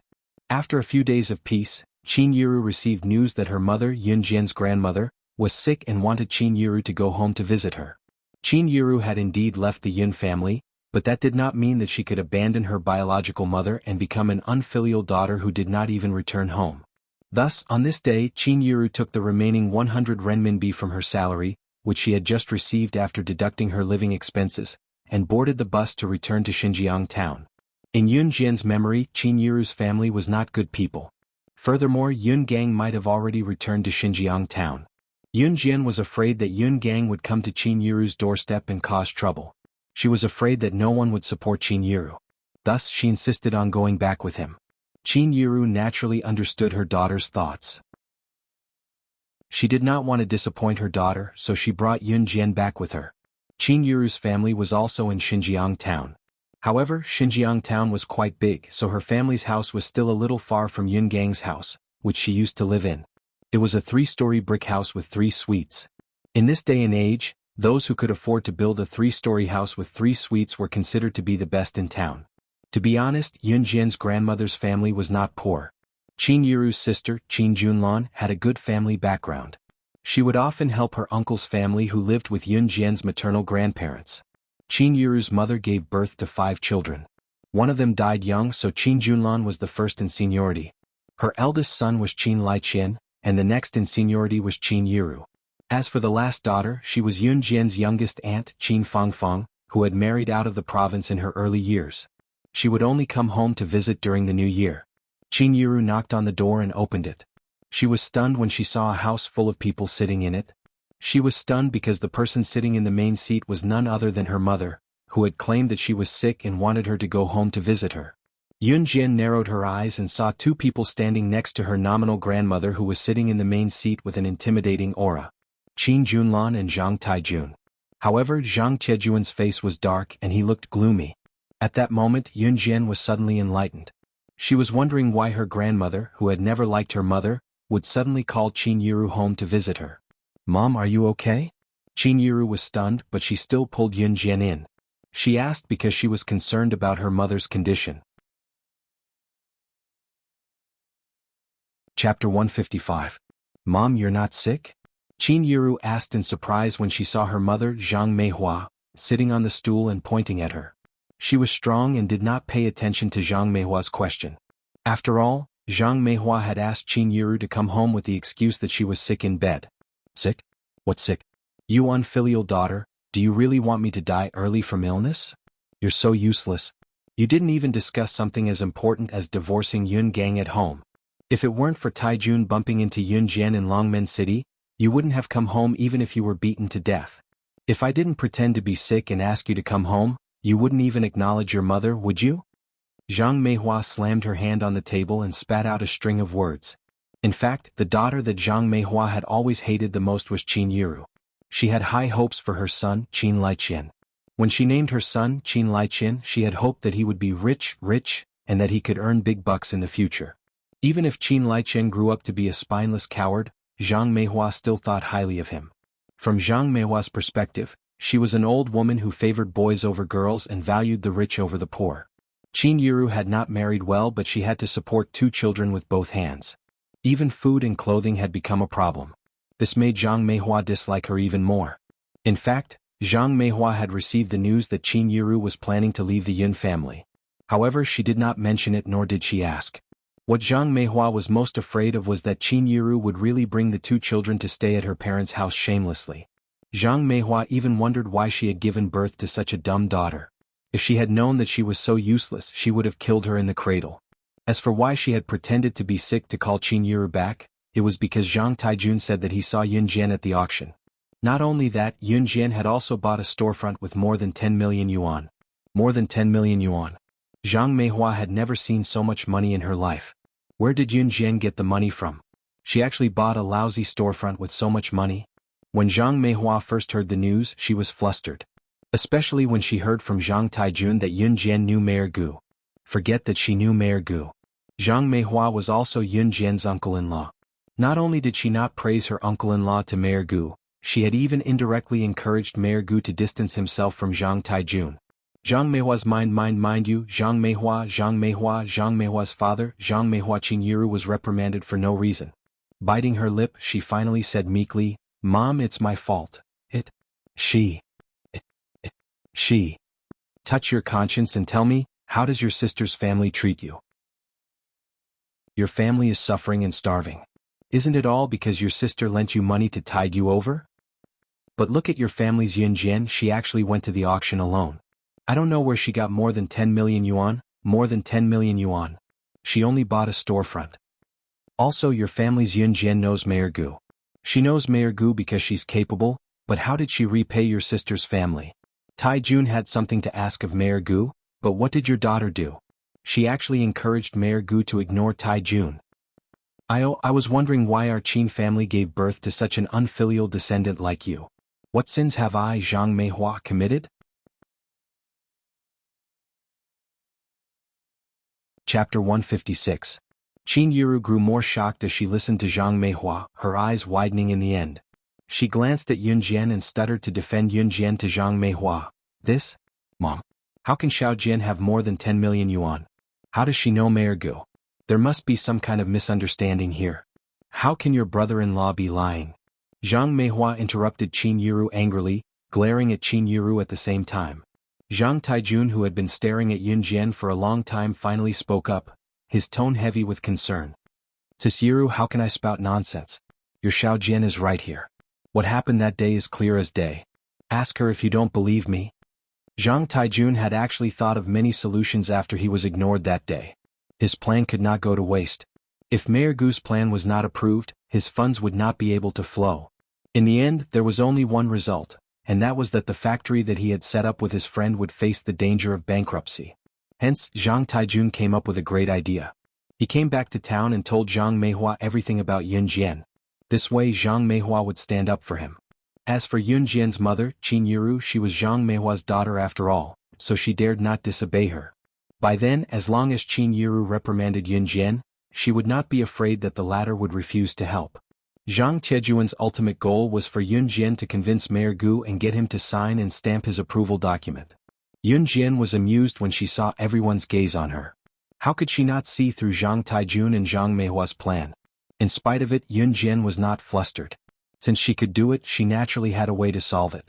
She looked at everyone coldly and her red lips curled up. That's right, I know Mayor Gu. After a pause, Yun Jian held back. She glanced sideways at everyone before looking at Qin Yiru and explained, lying smoothly, I bought the store on behalf of Mayor Gu. The money belongs to him too. It's inconvenient for him to show up, so I helped him bid for the store. When Yun Jian said that, Zhang Meihua's gaze on Yun Jian turned colder. She had thought that the money belonged to Yun Jian. If the money belonged to Yun Jian, no matter where it came from, it was reasonable that Yun Jian should be filial piety toward her as she was her grandmother. If Yun Jian was rich, Zhang Meihua's attitude toward her in the future would definitely improve. Yin to her. Now that Yun Jian had said so, everyone actually believed her. After all, she was just a student. How could she have more than 10 million yuan? However, Zhang Meihua did not intend to let go. Even if Yun Jian did not have money, she still knew Mayor Gu. Thus, Zhang Meihua immediately pointed at Yun Jian and ordered her aggressively, since you know Mayor Gu, how could you smear your uncle's reputation? Your uncle has always treated your family well. Since the matter has been explained clearly, you should quickly contact Mayor Gu to help your uncle. Then this matter will be over. Zhang Meihua's tone sounded as if Yun Jian had done something wrong and had to make up for it. Yun Jian suddenly felt that it was laughable. Her explanation was meant for Qin Yiru, but they actually thought that she was explaining to everyone? Why should I help you? Because when my mother left the Yun family and had nowhere to go as her family, you did not say a word and did not care about her life or death. Or because you came to collect debts from my mother when she was injured and hospitalized because you were afraid that she would not be able to repay them. Yun Jian suddenly narrowed her eyes and pointed out Zhang Meihua's and the others' evil deeds. At the same time, her aura suddenly changed, and a sinister chill assaulted everyone's hearts. Chapter 157. Hearing Yun Jian's blatant words, everyone was stunned. They did not expect her to actually say it. In fact, everyone knew what they were talking about, but Qin Yiru would never say such things in front of her elders. Even when her family was so unbearable, Qin Yiru tolerated it as much as she could.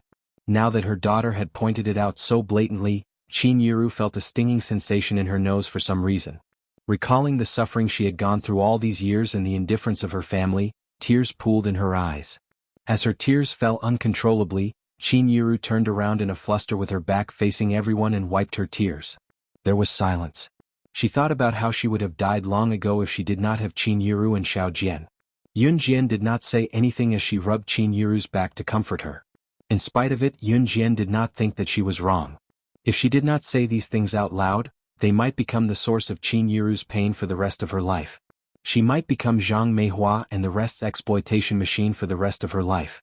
She knew that she had never experienced human nature and did not know how to face it, but this was the only thing she would not admit. If they showed weakness to Zhang Meihua and the rest, it would mean that they could be so weak. This was not an outcome that Yun Jian could tolerate. Zhang Meihua and the rest were stunned as well. Zhang Meihua froze not because she was ashamed or remorseful. It was because it was the truth, but it was not something to be happy about when it came from someone else's mouth. Hence, Zhang Meihua slapped the table even more angrily and shouted at Yun Jian, "Because I gave birth to your mother. She's a piece of flesh that fell from my womb. Without me your mother won't exist.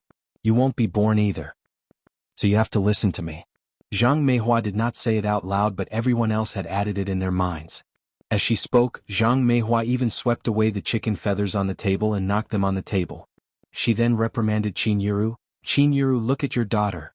Siding with an outsider. You're still spouting nonsense." After saying this, Zhang Meihua completely ignored Qin Yiru's tear-stained face. She even criticized Yun Jian in front of Qin Yiru. "Your daughter is so petty and unfilial.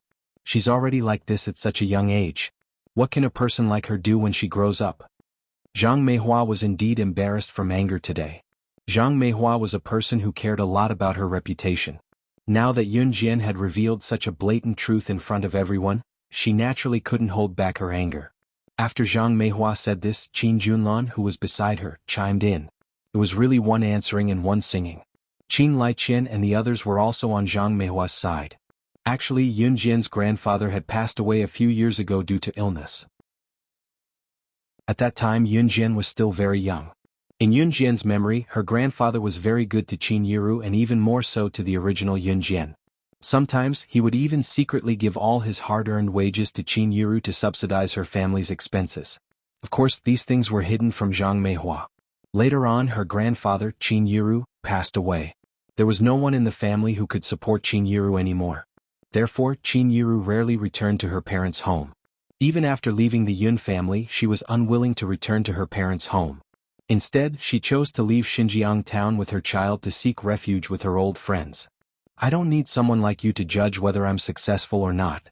Old hag, if you dare to say another word, I guarantee that you won't see the sun tomorrow." After comforting Qin Yiru, Yun Jian turned around and stared sharply at Zhang Meihua and the others. Yun Jian's eyes turned a strange dark red. She looked like a murderous demon. Qin Junlan, who was standing beside Zhang Meihua, felt her eyelids twitch when she saw Yun Jian like this. Qin Junlan was suddenly reminded of how Yun Jian had smashed a wooden stool in front of her in the hospital and how she had helped everyone dodge the sniper's bullet in the hotel. She pointed at Yun Jian and screamed at the top of her lungs. Because Yun Jian's gaze was just as terrifying as hers back then. "What are you screaming for?"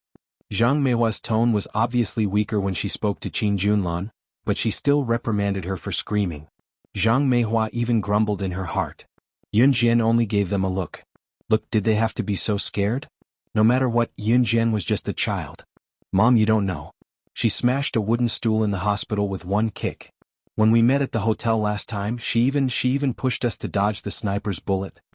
Qin Junlan suddenly remembered and was scared, so she screamed. Chapter 158.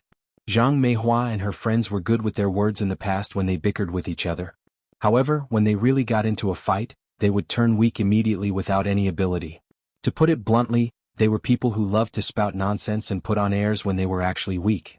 Especially when Qin Junlan said that Yun Jian crushed a wooden stool with one foot and led everyone to dodge the sniper's bullet, Zhang Meihua and her friends could not help shuddering just from listening to it.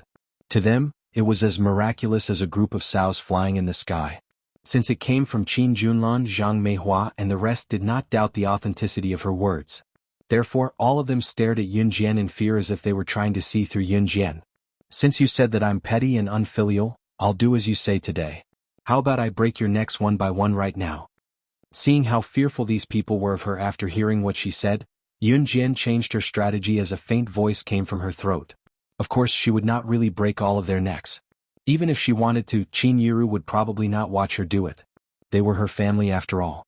Even if she abandoned everything and no matter how disgusting these people were, the blood relationship could not be severed. As expected, after Yun Jian spoke, Qin Yiru, who had been quietly wiping her tears, cried out, "Xiao Jian, don't." Murder was illegal, not to mention that these people were related to her by blood. No matter how bad it was, Qin Yiru did not wish to see such an extreme scene happen. Qin Yiru could no longer be bothered with how Yun Jian had become so powerful. After so many days, Qin Yiru had gradually gotten used to Yun Jian's current personality. Whatever she said, she would definitely do it. Hence, Qin Yiru stopped Yun Jian right away. Yun Jian was unmoved by Qin Yiru's words. On the contrary, Yun Jian glanced sideways at Qin Yiru and told her with narrowed eyes, Mom, stay out of this. With that, she glared daggers at Zhang Meihua and the others. Suddenly, she extended her hand and conjured a small knife out of nowhere like a magic trick. With a sinister smirk, she approached the men with the knife in her hand. If I stab all of you to death with this knife, I don't think you'll feel any pain before you die. As Yun Jian spoke, she rubbed the sharp tip of the knife with her fingers, uttering the terrifying words in a normal tone. Qin Yiru would probably feel bad if she attacked Zhang Meihua and her family. Even if she scolded them, it would be useless because Zhang Meihua and her friends were shameless people. In spite of it, Yun Jian had countless ways to deal with such situations.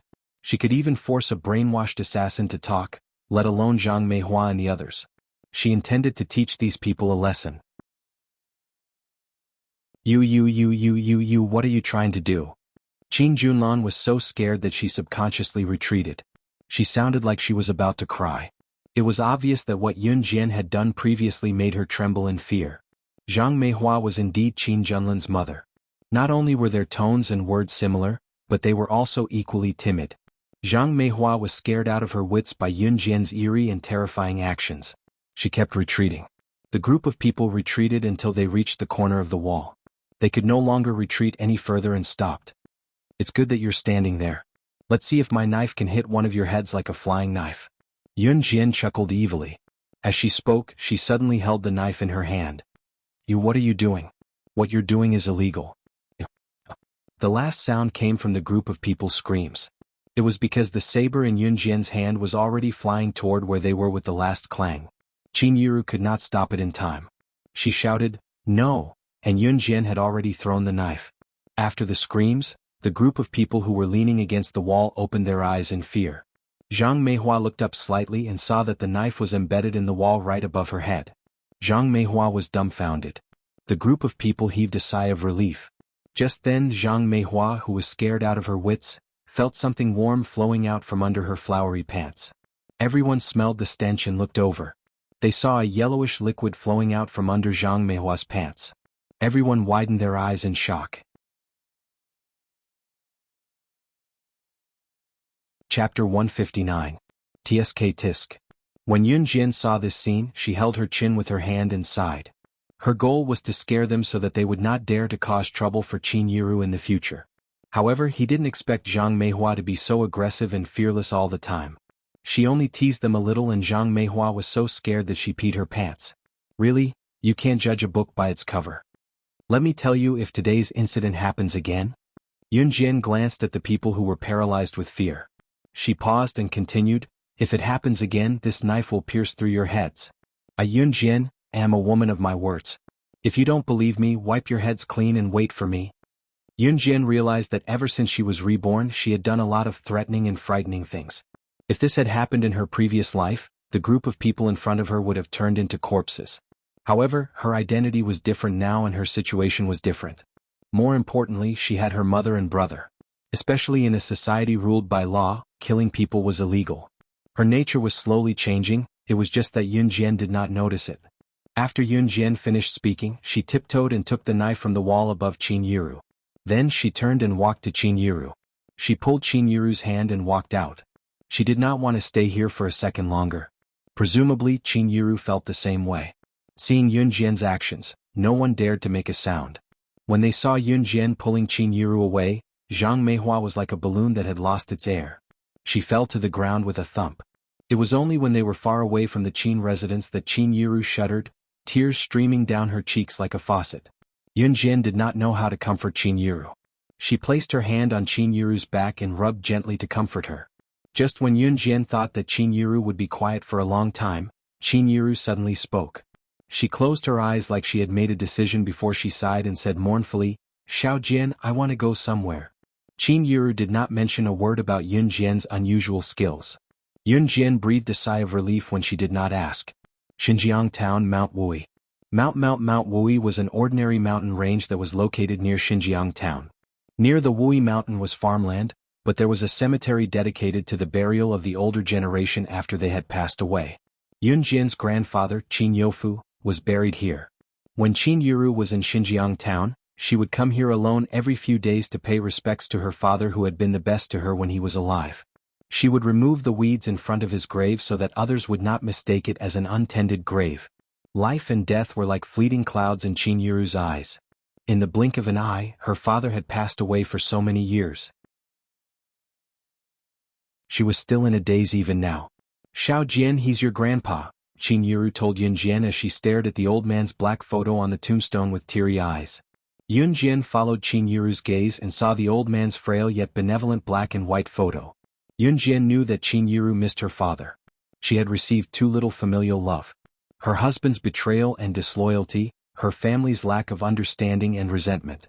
The only father who treated her well had passed away early. The original owner of the body was immature. Although she was well behaved, she never understood Qin Yiru's pain. Qin Yiru could only endure it alone.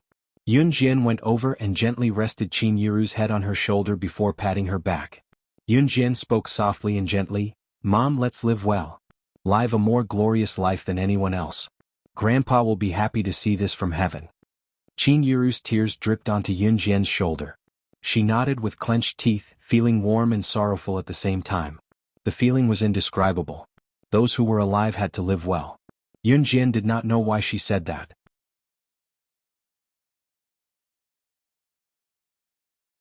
Chapter 160. Before leaving Mount Wui and returning to Longmen City, Yun Jian went to Lu Fian's house. Her return to Xinjiang town this time was unexpected, but since she was back, Yun Jian went to visit Lu Fian as well. It did not take long before she boarded the bus back to Longmen City. When Li Xiangyi, Wu Kuei and Wen Rui's basketball team heard that Yun Jian had returned to Xinjiang town, they abandoned their ongoing basketball match and rushed to Lu Fian's house. It was a pity that Yun Jian had already returned to Longmen City. After spending a weekend at home, Yun Jian was about to go to school with her backpack when she saw a tall and muscular man standing in front of her when she exited the villa. The man was standing with his body turned to the side. His face was rather handsome from the side, but there was a hint of gentleness between his brows. Yun Jian recognized him immediately. He was none other than CE's subordinate, the calm man named Mo. Senator. Speaking of CE, Yun Jian had not seen him since CE left due to an emergency during the banquet in Country M. She was slightly taken aback when she saw CE's subordinate, but she went over anyway. "Miss Yun," Mo-sun called out to Yun Jian politely, a respectful expression on his handsome face. Yun Jian turned to look at Mo-sen with her backpack slung over her shoulder. She smiled. "Is something the matter? Young master asked me to pass this to you." Mo-sen did not explain further as he fished out an envelope from his pocket and passed it to Yun Jian. His gaze was dark. After Yun Jian took the envelope, he continued, "Young master said that you'll understand after reading this." After saying that, Mo-sen took 2 steps back, turned around and left. He was only here to deliver the letter. Yun Jian was baffled. She extended her slender fingers to open the envelope swiftly and pulled out a note from it. Reading the note, Yun Jian lowered her gaze and grinned all of a sudden. As expected, the old guys from the Kosha mercenaries couldn't sit still anymore. They even extended their influence to the Inhun organization. However, Yun Jian didn't know why CE had told her that these old men wanted to work with Inhun. Did CE notice that he was the boss of the Kosha mercenaries? Now Yun Jian had basically confirmed CE's identity. Who else could CE be able to make Shui Ying one of the 4 leaders of the Inhun organization, his subordinate other than the leader of the organization? Yun Jian was not surprised because she was an agent trained by the Inhun organization. She had some understanding of the Inhun organization. For example, the leader of Inhun was a young man. She had always known about this, although she didn't know who it was. Other than that, she couldn't find any other relevant information even in her past life. She just didn't expect CE to be the leader of an Hun organization. It was obvious that CE did not plan to hide his identity from Yun Jian since he admitted that Shui Ying was his subordinate in front of her. Yun Jian could not wrap her head around it. When Yun Jian returned to school after the weekend self-study session, a girl rushed into the classroom just as she placed her bag on the table. This person was none other than Chin Sinny, who had a carefree personality and was never overcautious. Since the kidnapping incident, Chin Sinny had completely recovered. She ran to Yun Jian and held up a form in her hand with a chuckle, telling Yun Jian, "Ha ha ha, Jian Jian, did you know? I heard from the English teacher in the office just now that some of the top students from DE Senior High School are going to be sent to a foreign school for a week as foreign exchange students. Our school has 5 spots and they've all been allocated to Year 3 students. I've been selected too. Your results are so good that you're already a candidate. This means that we can go abroad for further studies together." Chen Sini shook Yun Jian's hand excitedly, overjoyed. Chen Sini was the English class representative. Her results were decent, but there were many others who were better than her. Nevertheless, it was a surprise that she was selected this time due to her high level of English. Yun Jian did not express any joy or worry about the sudden news. When she heard that the students from DE Senior High School were going as well, she could not help raising a brow. Chapter 161. What about me? What about me? Zhang Xiaofeng was the first to pop his head over and ask excitedly when he heard that they were representing the school to study abroad. Forget about it. Haha, your English is so bad and you don't know anything about speaking. You're not part of this. Chen Sini teased Zhang Xiaofeng as she waved the form in her hand. The brother and sister pair were in an uproar. Yun Jian was already used to such things, so she merely pressed her lips together. If her brother was going, she was going as well. Moreover, if Qin Yiru heard that both of them were representing the school to participate in such an honorable event, she would probably be thrilled, right? As it turned out, Qin Yiru held her cheeks as tears streamed down her cheeks when she heard the news. These were the tears of a mother who was touched to hear that her children were fighting for her honor after going through so much. When Yun Jian heard Chen Sini say that the top students of DE Senior High School were being sent to an overseas school as exchange students for a week, she already knew that her brother, Yun Yi, would definitely be on the list of invitees. It was because her brother, Yun Yi, was the first to be invited as the top student representative of DE Senior High School. Since the event this time was related to the school's and even the country's honor, all the students who participated in this trip would be reimbursed by their superiors. In other words, the participants did not have to pay for anything out of their own pocket, unless they wanted to buy souvenirs from overseas. Qin Yiru breathed a huge sigh of relief when she heard about it. She did not have any money, but she would definitely blame herself if her daughter and son were to lose such a chance to perform because of this. Xiao Jian, Xiao Yi, you're both my pride.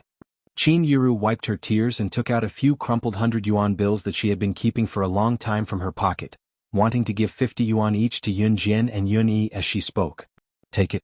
You still have to spend what you need to when you're overseas. Don't let others laugh at you. Qin Yiru pushed the money into their hands. Mom, we don't need to spend any money.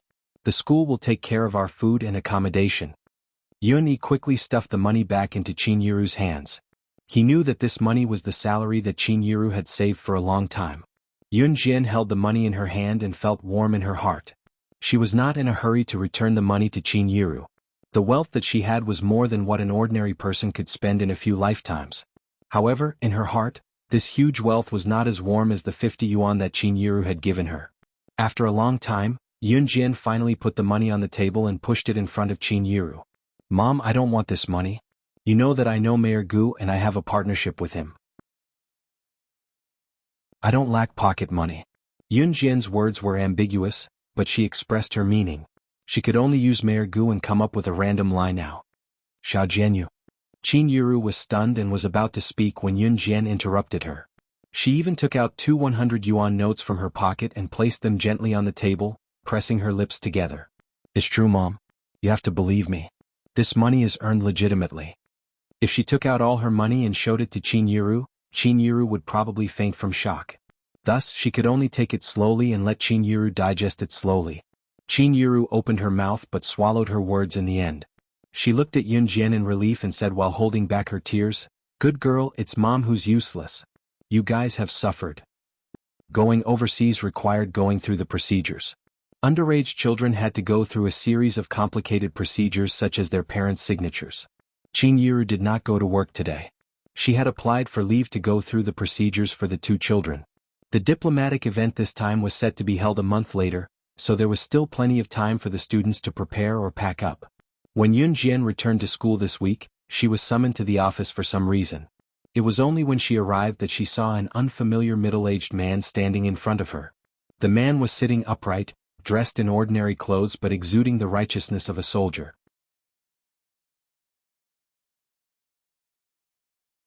Chapter 162. Gu Junjian recognized Yun Jian, but Yun Jian didn't recognize him. Hence, when his gaze landed on Yun Jian, she frowned. Standing beside Gu Junjian was their homeroom teacher, Mr. Yu.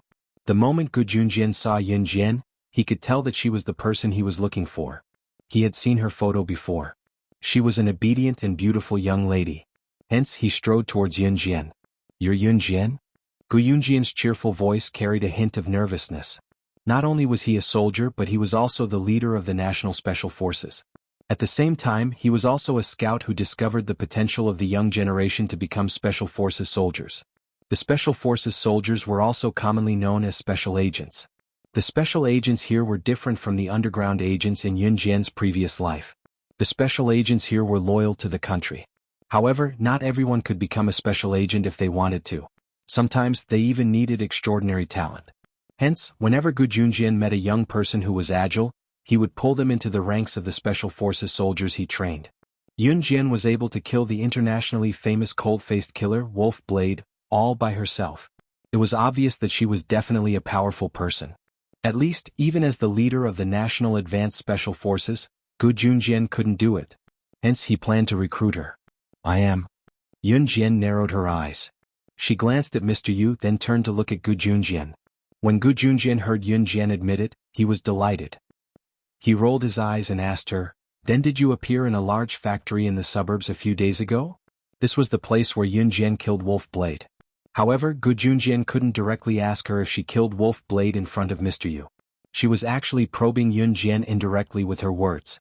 Yunjian looked up. Although she didn't know why Gu Junjian asked this, she was used to not answering such questions. No. She never blinks when she tells a lie. Even Gu Junjian, who had always been close to her, could not tell that Yunjian was lying. Could he have gotten the wrong person? She wasn't the one who killed Wolf Blade that day? Gu Junjian frowned and fell silent for a moment. A trace of disappointment appeared in his eyes. Then I'm sorry. It seems that I've got the wrong person. Gu Junjian lowered his eyes and turned to leave the office. When the teachers in the office saw this, they were all puzzled, including Teacher Yu. When Gu Junjian arrived, he showed his certificate of assisting the police investigation. Coupled with what he said just now, could it be that Yunjian was involved in something bad? Or did she do something wrong and get arrested by the police? If such a thing really happened, it wouldn't be a good thing for the school. However, before the teachers had time to think about it, Gu Junjian, who had already walked 2 steps past Yunjian toward the office door, suddenly turned around. With lightning speed, he clenched his fist and swung it directly at Yunjian. When the teachers in the office saw this scene, they were so frightened that they screamed. The strength of this sudden sneak attack was obvious. Was he planning to beat the thin and weak Yunjian into meat paste with this punch? The teachers could almost predict the tragic outcome. Teacher Yu's heart tightened even more. Yunjian was her student. If something happened to her in school, she had to take responsibility. Just when everyone was sure that Gu Junjian must have gone crazy and would suddenly throw a powerful punch at Yunjian and guarantee that Yunjian wouldn't be able to fight back and would be beaten to the ground. Yunjian's eyes suddenly sharpened. She flipped her hand and easily caught Gu Yunjian's domineering iron fist. She kicked Gu Junjian to the ground with her leg and held Gu Yunjian's arm with one hand. Just like the police, she pinned Gu Junjian to the ground. This action frightened all the teachers in the office. In their hearts, students were good at learning. Whoever was good at learning and studying would have a bright future. Some teachers even liked to pretend to be high profile in front of their students. For example, if a teacher forgot to bring her books during class, she would casually ask a student to run an errand for her.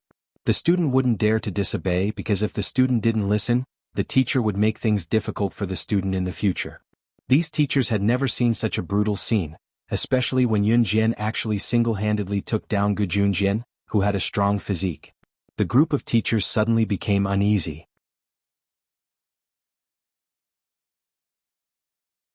Chapter 163.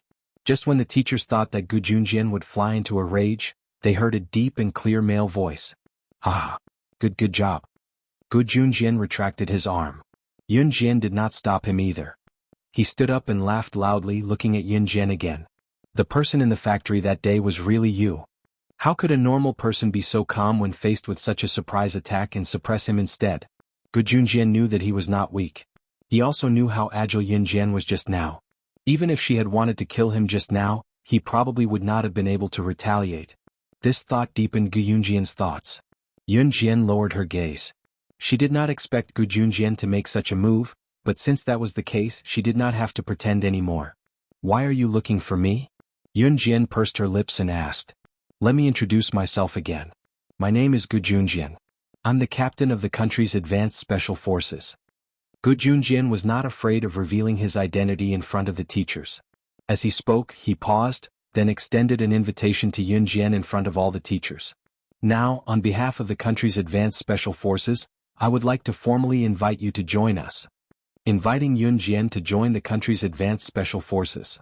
The teachers' jaws dropped, all of them tongue-tied in shock. Gu Junjian had claimed to be a police officer in front of the teachers, and now he was the captain of the special forces.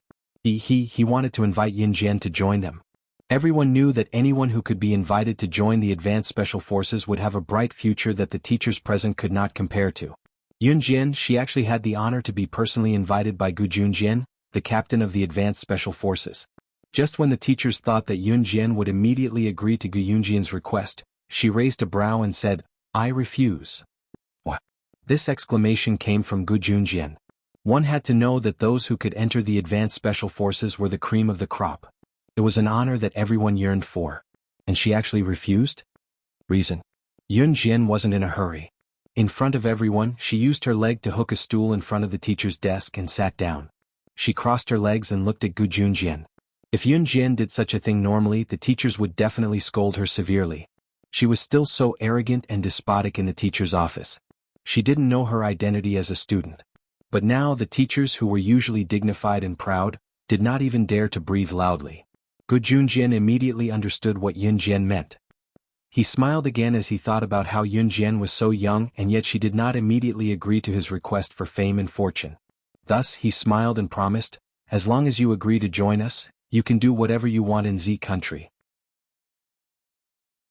As long as you don't take anyone's life recklessly. While you're in Z country, be it in or out of the country, the advanced special forces will be your strong backing." The condition was very tempting to Yun Jian. She was in Z country, but she would gradually be related to the underground organizations in her past life. What she hated the most was to see her family being harmed because of her when she was not around. Perhaps Qin Yiru and Yun Yi would be captured and used to threaten her because of her. Just like in her past life, it was because she did not have 3 heads and 6 arms that her younger brother was captured by the enemy and used to threaten her when she was on a mission. In the end, she lost her family tragically.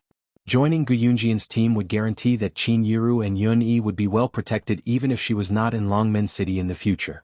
The country's protection for them would not allow them to be harmed easily. Moreover, Gu Junjian meant that even if she injured someone in the future and was taken to the police station, she could be released immediately. Was this the treatment of the advanced special forces?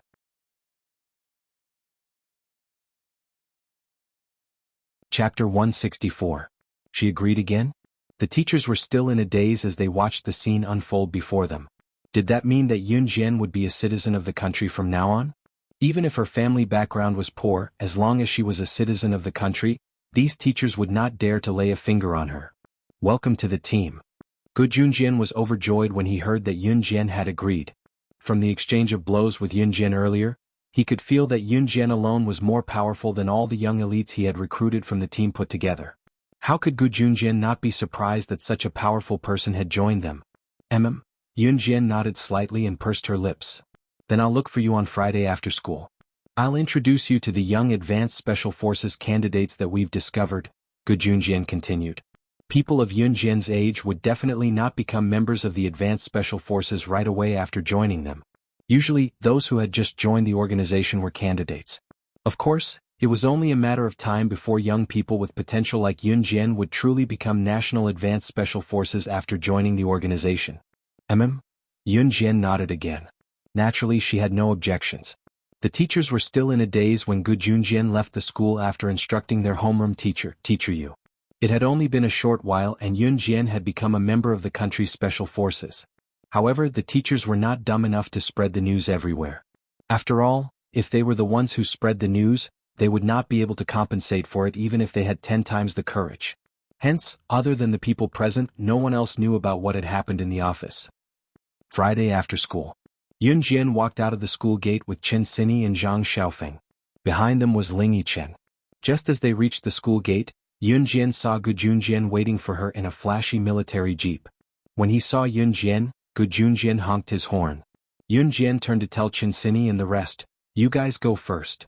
Then, under their watchful gazes, she walked towards the dark green military jeep. She opened the car door and sat in the front passenger seat. Then, under everyone's gaze, the military jeep slowly drove away and left their field of vision. Gu Junjian drove for a long distance, even out of the bustling city area and into the suburbs. Not long after driving out of the city's downtown area, Yunjian saw a neat row of military garrisons in the forest. When they passed the guard post and entered the area, Gu Junjian got out of the car and walked over to open the door for Yunjian. He said, "We're here. Come with me." Yunjian nodded and followed Gu Junjian to a military training camp. Just as she opened the door of the military training camp, Yunjian felt a sense of danger coming towards her. Without thinking, she reached out her hand and grabbed in front of her. A harmless dart with a broken arrowhead had deviated from its trajectory and was flying straight towards Yunjian. However, Yunjian caught it in the middle of her palm. It deviated from its trajectory again. I threw it wrong again. A sorrowful female voice was heard. Then a young girl about the same age as Yunjian appeared in front of them. "Chuning, what's wrong with you?" Seeing this, Gu Junjian breathed a sigh of relief. Fortunately, Yunjian reacted quickly. Otherwise, even if the dart had no arrowhead, it would still hurt someone. He scolded the young girl. "Officer Gu, I didn't do it on purpose." Chuning pouted, feeling wronged. Suddenly, her eyes lit up and she looked straight at Yunjian. She was overjoyed. Wow, is she the new little girl?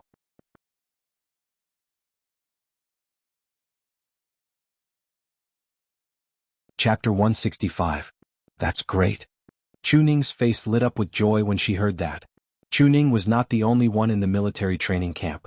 When they heard that Yunjian was the new girl, a few boys who were training nearby ran over. Chuning was speaking to Yunjian in a cheerful tone. "Hello, I'm Chuning. I'm 16 this year. You must be the new girl. You're so pretty, can we be friends?" As she spoke, Chuning blinked her clear and pretty eyes and looked at Yunjian with a friendly gaze. "I'm Yunjian." Yunjian did not answer her directly, but since she was willing to introduce herself, it meant that she had acknowledged her. "Little girl, I'm Chu Xiangnan. I'm 18 this year. You can call me Big Brother, ha."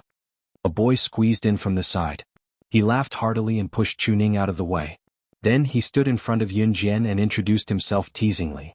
Yunjian only nodded slightly when she saw that. During this time she took the opportunity to look around.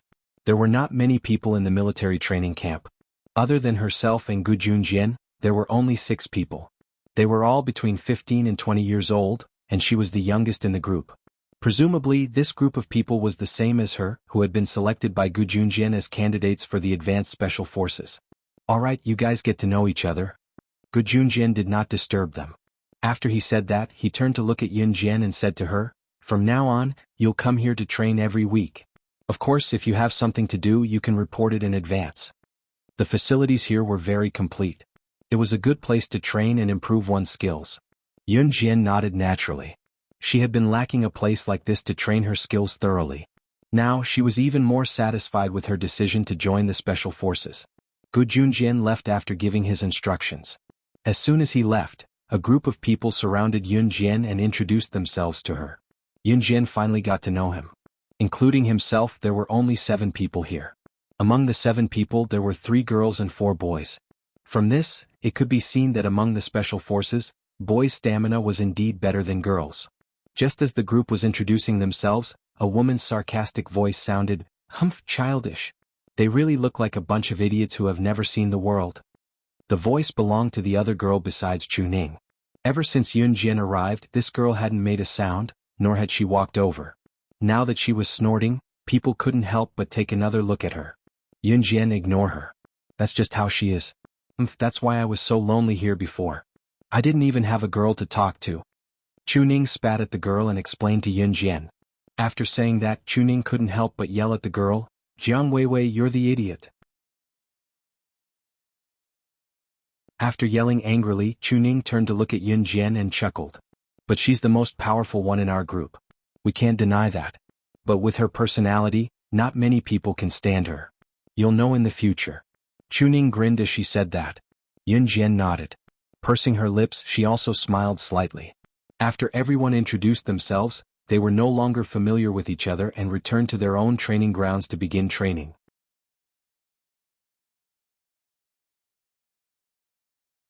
Chapter 166. Yunjian nodded. She could understand why Gu Junjian would train them like this. After all, even as an advanced Special Forces candidate, one needed to be capable to be selected. More importantly, as an advanced Special Forces soldier, The enemies they would face in the future would not be simple. If they were not skilled enough, they could very well lose their lives. Under such circumstances, it was natural that they had to strengthen their physical training. As for the other 6 people who were selected like her, Yunjian had already gotten to know all of them. Yunjian did not hesitate and started training with the rest of them. For a moment, there were no other noises in the military training camp. There was only the sound of training and everyone sweating profusely. When it was time to go home at night, Gu Junjian drove everyone home and asked them to gather at the military training camp the next morning. Yunjian nodded. She usually trained by herself, but now that she had a place to train, it would be easier for her to improve her skills. The next day, as expected, Gu Junjian brought everyone to the military training camp early in the morning. Yunjian did not ask Gu Junjian to tell Qin Yiru about this. Qin Yiru only thought that the school teacher wanted the students to stay in class to make up for the extra lessons, even during the weekends. That was why Yunjian left early and returned late on the weekends. That morning, everyone arrived at the military training camp. Yunjian jumped out of the military jeep and walked towards the military training camp. The other 6 got out of the jeep and walked with Yunjian. The morning sun shone on their bright foreheads and reflected their silhouettes. A new journey had just begun here. Outside the military training camp, there was a spacious field with no one around. Gu Junjian stood with his hands behind his back. Looking at the 7 people lined up in a row, he said seriously, "From this morning onwards, I'm going to increase your training. Each of you will carry 5 kilograms of weight and do a 5 kilometers cross-country run." This was the way Special Forces soldiers were trained. However, Gu Junjian had reduced their weights. A normal Special Forces soldier would usually be fully equipped for cross-country running. Fully armed off-road vehicles with a weight of more than 20 kilograms. Even so, the people present all let out miserable shrieks. "Ah, that will tire me to death." The first cry came from Chu Ning, while the second was Chu Xiangnan's sorrowful cry. In spite of it, the others, including Yunjian, did not make a sound. Yunjian also noticed that Chu Ning and Chu Xiangnan were the most active among them. To put it bluntly, he was talking too much. However, Gu Junjian pretended not to hear him. He said, "All right, follow me to equip yourselves. We'll start the morning training immediately." In fact, the cross-country running training for Special Forces soldiers was somewhat similar to the running training for students during military training. However, the cross-country running required a lot of stamina. Hence, the runners had to have a lot of stamina to complete the entire run. After everyone had equipped themselves and was about to start the cross-country run, Chu Xiangnan did not forget to tease Yunjian. He wanted to show off in front of the girl. "Little Yunjian, you're new here. If you can't keep up, you'll have to run slower later." To Chu Xiangnan and others, Yunjian was a newbie who had just joined, so she was naturally the weakest among them. At this moment, a voice interrupted them. "Is everyone equipped?" The person who spoke was the leader of the 7, Lu Shiyun. Lu Shiyun was the leader of the 7. This was decided before Yunjian joined the team. Although Jiang Weiwei was the strongest among them, Lu Shiyun was relatively more mature. Hence, Gu Junjian made him the leader. "Leader, we're ready." One of the boys replied with a bright smile.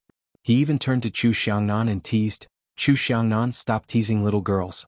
Every time a new member joins the team, you'll nag for half a day. Little girls need to be protected. Why are you dawdling all day long?"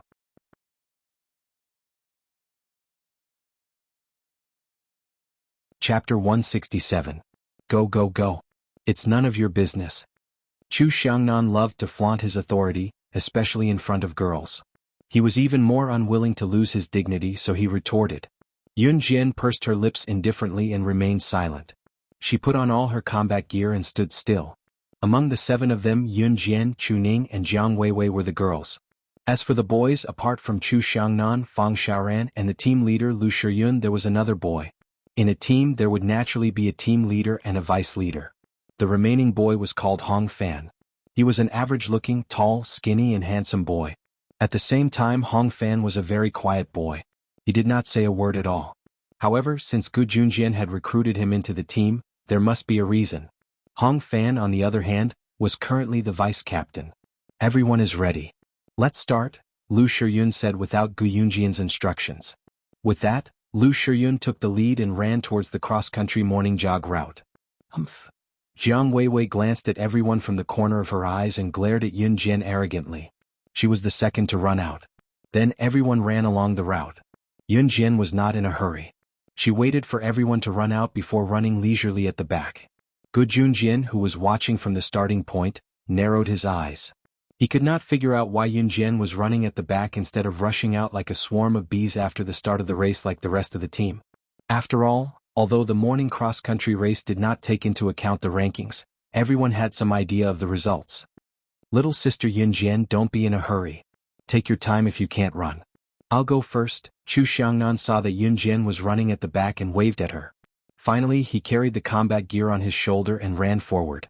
At this moment, Jiang Weiwei, who was running in first place, was already far ahead. Yunjian maintained the same pace as the last one.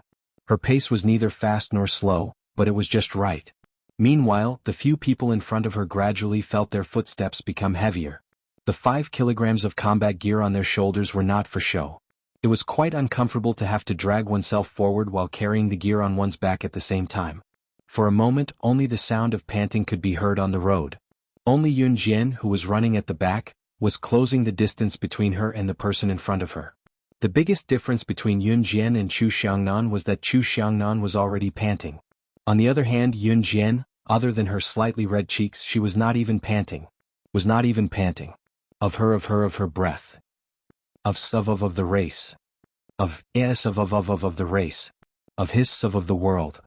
Yunjian had actually overtaken me. He did not even hear Yunjian's heavy panting. Did that mean that Yunjian was not tired at all?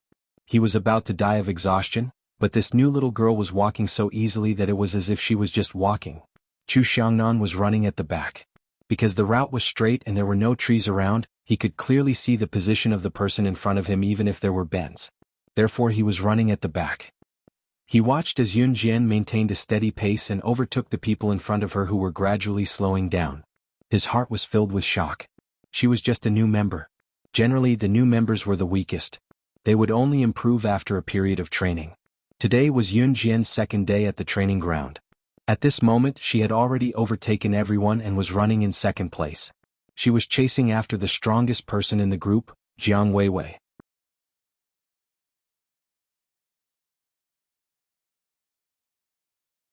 Chapter 168. Phew. Damn, Yunjian is about to overtake Jiang Weiwei. Fang Xiaoran, who had been overtaken by Yunjian, shouted loudly. He finally realized that he had lost his composure. Not talking while running was the basis for conserving energy. Fang Xiaoran obviously couldn't control himself. At this moment, Yunjian was about to overtake Jiang Weiwei. When Jiang Weiwei heard Fang Xiaoran's complaints, she realized that Yunjian was already right behind her. She frowned deeply. She was born into a military family and her ancestors were all soldiers or special forces. Her father was a high-ranking military officer and her mother was also an outstanding soldier. She inherited the family business and had been practicing her skills since she was a child. Hence, she was naturally the best among the group. Perhaps because of this, Jiang Weiwei had always looked down on Chuning and the rest. It was because in her heart they were not even her opponents. Jiang Weiwei was also a competitive person. She also looked down on Yunjian, but now that the steady Yunjian was about to overtake her, she couldn't stay calm anymore. Her pride wouldn't allow anyone to destroy it, let alone this newcomer Yunjian. Jiang Weiwei sprinted even harder, and she gradually felt as if her feet weighed 1,000 pounds. Seeing that she was gradually slowing down and Yunjian was about to catch up with her, Jiang Weiwei's vanity acted up. Just as Yunjian was about to overtake her, she made an extreme move in front of everyone. She turned sideways and blocked Yunjian's path. She reached out and slammed into Yunjian. At this moment, everyone was already exhausted and Jiang Weiwei took advantage of the situation.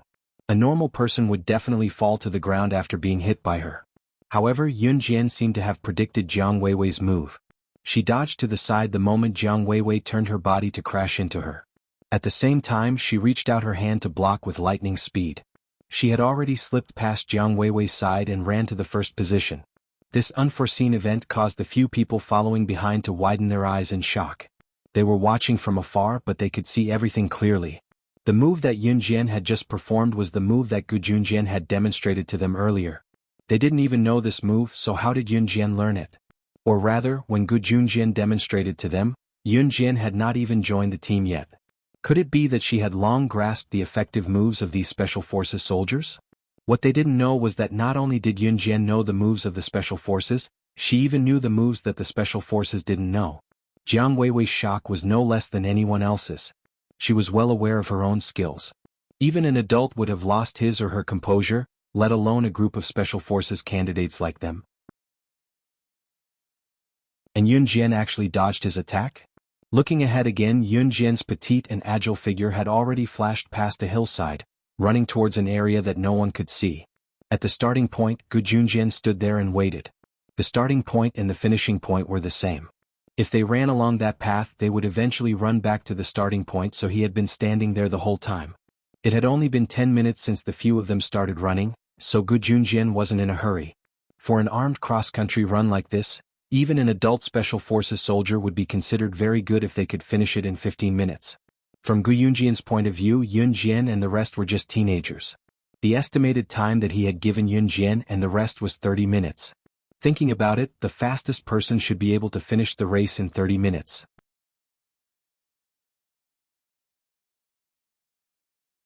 Chapter 169.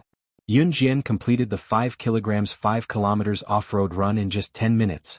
Gu Junjian was almost shocked. To be honest, he had trained quite a number of young talents.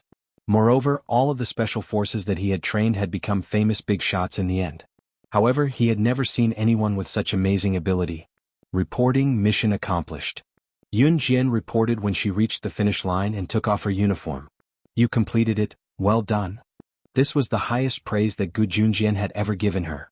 However, apart from Yun Jian, Gu Yunjian's prediction was right. Jiang Weiwei came in second. Jiang Weiwei finished the entire run.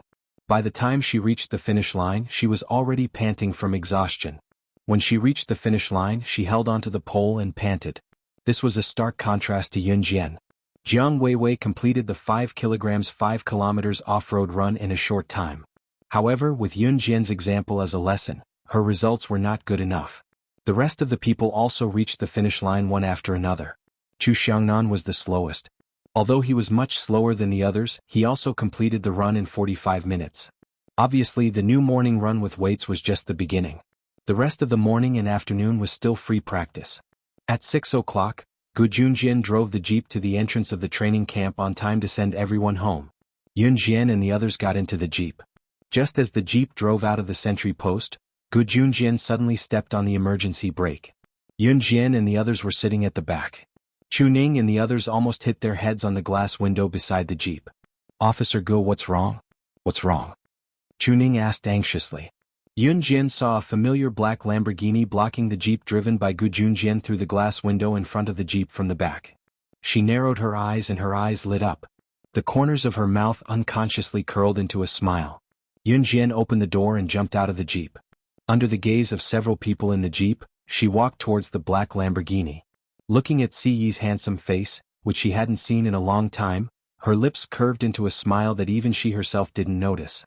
Why are you here? She asked. She knew that Siyi could find out that she was here just by moving his fingers. Get in. Siyi tilted her head and looked at Yun Jian. Her gaze softened as she sized her up, as if she was looking at a rare treasure. Yun Jian smiled.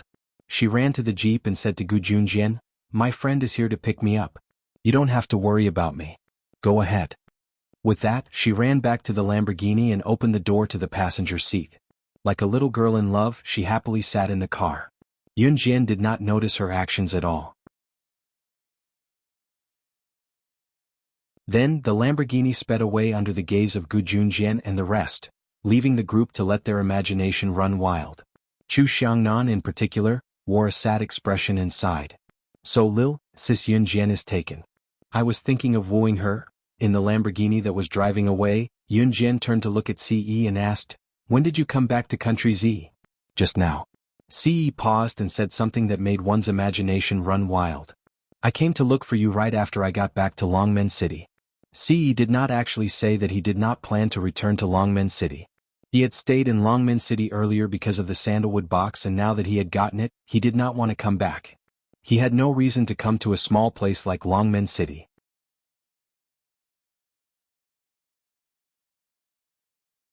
Chapter 170. Speaking of the sandalwood box, Ce didn't forget the purpose of their trip. He drove the car into a small forest halfway. "What are you doing?" Yun Jian was stunned. At this moment, Ce had already parked the car. He moved his handsome face closer to Yunjian's, and his warm breath almost sprayed onto her face. The two of them were very close to each other. They were so close that they could kiss if they leaned forward slightly. There was a moment of silence. Just as Yunjian couldn't stand the atmosphere and wanted to turn the tables around, Si spoke up. With a flip of his hand, he took out the sandalwood box and passed it to Yunjian again, saying, "You know this box." Previously, Si had used the sandalwood box to test Yunjian. Yunjian said that she didn't know what the sandalwood box was. Si was already suspicious of this matter at that time. Now that he took out the sandalwood box again, he didn't use a questioning tone to ask Yunjian. Instead, he used a firm tone to confirm that she knew what the sandalwood box was. Yunjian looked directly at Si. She could clearly see herself reflected in Si's sharp eyes. In the end, she nodded and closed her eyes. After a while, she opened them again. Her eyes were clear. "Yes, I know this box. Because it was the indirect cause of the death of her biological brother." Yunjian didn't say the last sentence. "Then do you want to know the secret of this box?" Si didn't mind that Yunjian had lied to him earlier. After a pause, he raised his good-looking eyebrows and said in a clear voice, or to be more specific, "Why are the people in the underworld, and even the reclusive old men who occupy the positions of international heroes, not hesitating to come out and fight for it?" Yunjian naturally wanted to know the answer to this question. She didn't want to play with Si anymore. She could tell that Si's measurement skills were unfathomable. She nodded and asked, "Why?" Si narrowed his eyes and raised his beautiful almond-shaped eyes. His magnetic lips opened and closed. He didn't beat around the bush and directly said, "Because it has the power to bring the dead back to life." Resurrection. Upon hearing these words, Yunjian's eyelids twitched violently. "You don't believe me?" Si narrowed his eyes and stared straight at Yunjian. If she had heard in her previous life that this small sandalwood box had the power to bring the dead back to life, she would not have believed it. But now she didn't dare to doubt it. She was reborn because of it. How could she not believe it? "Why are you telling me these things?" Yunjian pursed her lips. Her lip gloss had a natural luster and looked dazzling. "Because." Si looked at Yunjian from head to toe and finally smiled. "Because you need to know." What did he mean? Yunjian frowned when she heard Si's words. She needed to know? Did Si already suspect her? Or did he already know that she was reborn? How was that possible? Besides Snake. Lizard, no one else knew about this, and Snake. Lizard would never betray her. You don't have to guess too much. You just have to remember that whatever I do will never harm you. Si raised his eyebrows and looked straight at Yunjian as he spoke. Yunjian pondered for a while and finally nodded unconsciously. She had never thought that she had already become someone's prey in the circle. Si's fair and slender fingers rubbed against the steering wheel twice. He tilted his head and spoke again. "The sandalwood box has the power to bring the dead back to life and is extremely powerful. However, there is no way to verify whether this is true or not. So it's not just those old fellows who want to get their hands on it. Even the top scholars in the International Medical Academy are searching for its whereabouts and trying to decipher its secrets." He paused and stared at Yunjian with his beautiful eyes. They were so warm that it seemed as if flames could be lit. "And now I have the latest news. This sandalwood box was excavated from an ancient tomb in the south. I think there will be new discoveries there. Moreover, many people have already gone there. However, it's strange that the people who entered the ancient tomb were completely cut off from the outside world not long after. None of the people who entered the tomb survived."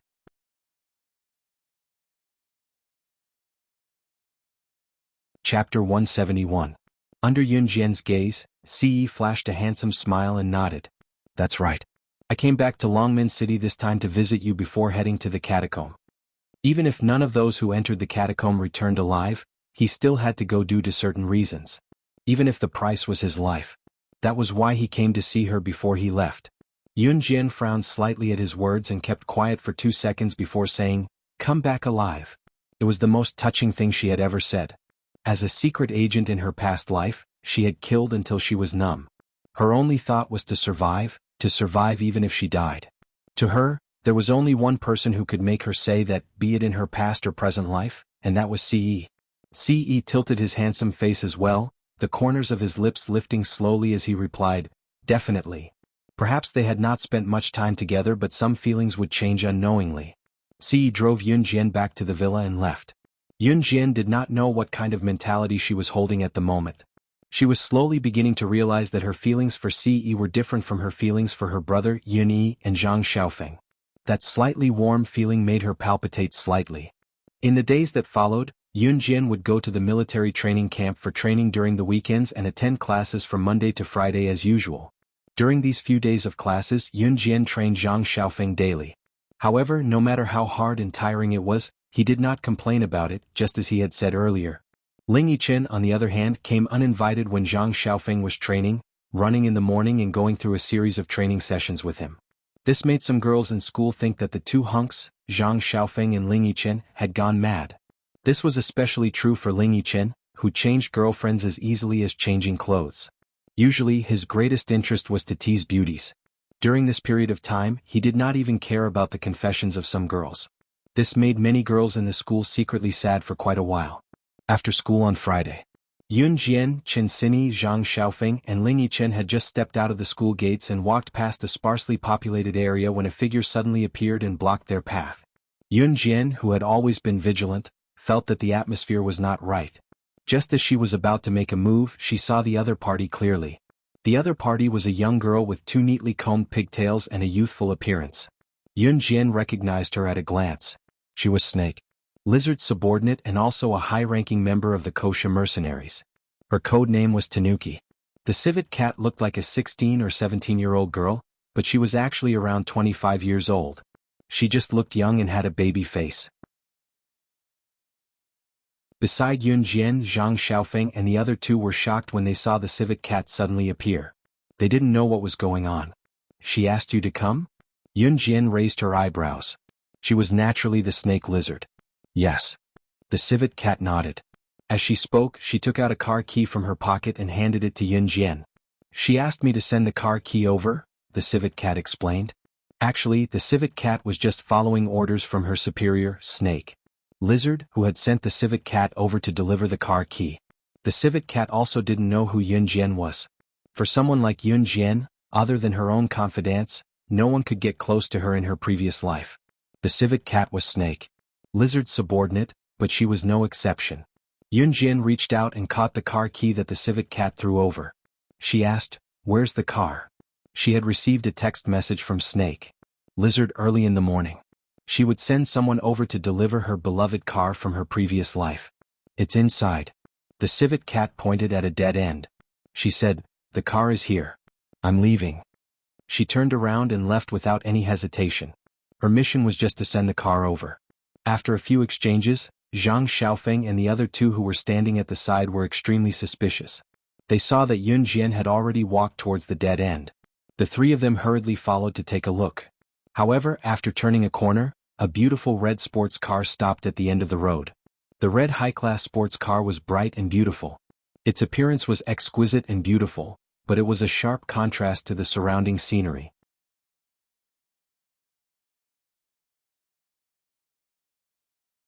Chapter 172. Boys loved sports cars, racing cars, guns and all sorts of cool things. At the same time they also loved to study such books. When Ling Yichen's family background allowed him to, he paid special attention to such things as well. Of course he knew about famous cars. And this new LaFerrari supercar was a famous car that the boys always talked about when they got together. Ling Yichen would never have thought that one of the only 3 sports cars in the world would be in Yun Jian's hands. Therefore the shock he felt just now could not be described with words. Zhang Xiaofeng and Chen Xini also looked at Yun Jian with surprise in their eyes. On the other end, Yun Jian reached out and snapped her fingers. She happily circled around her beloved car.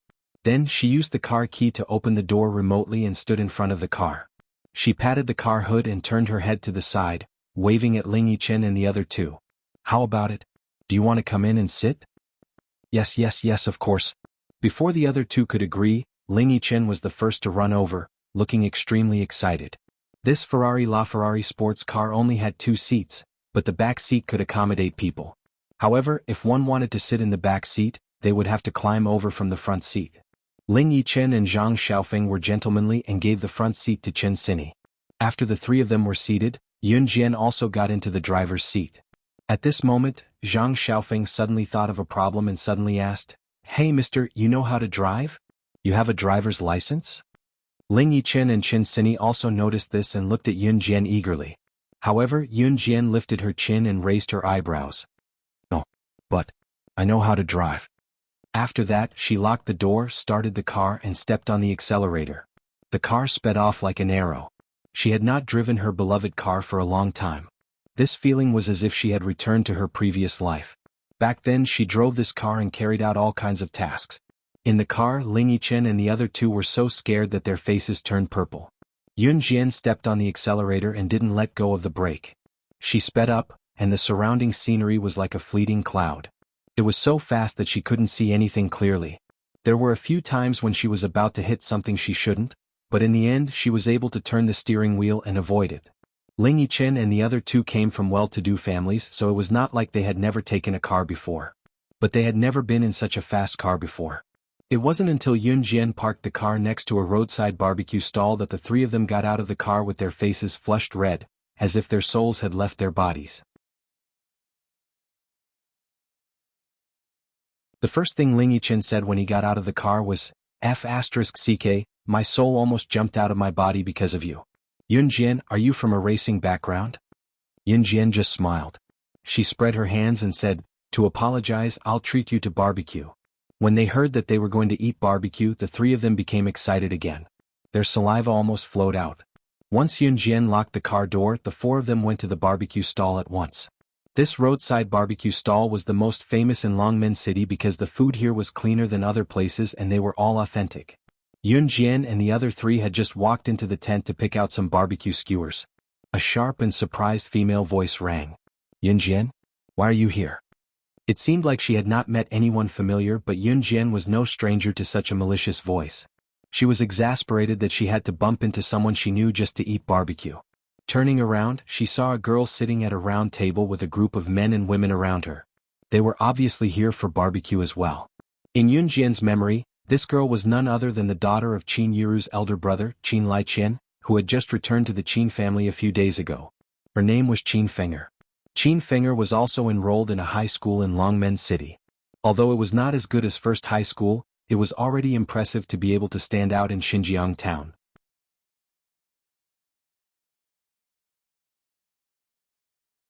Chapter 173. In her memory, this Qin Fenger hated the original owner of her body.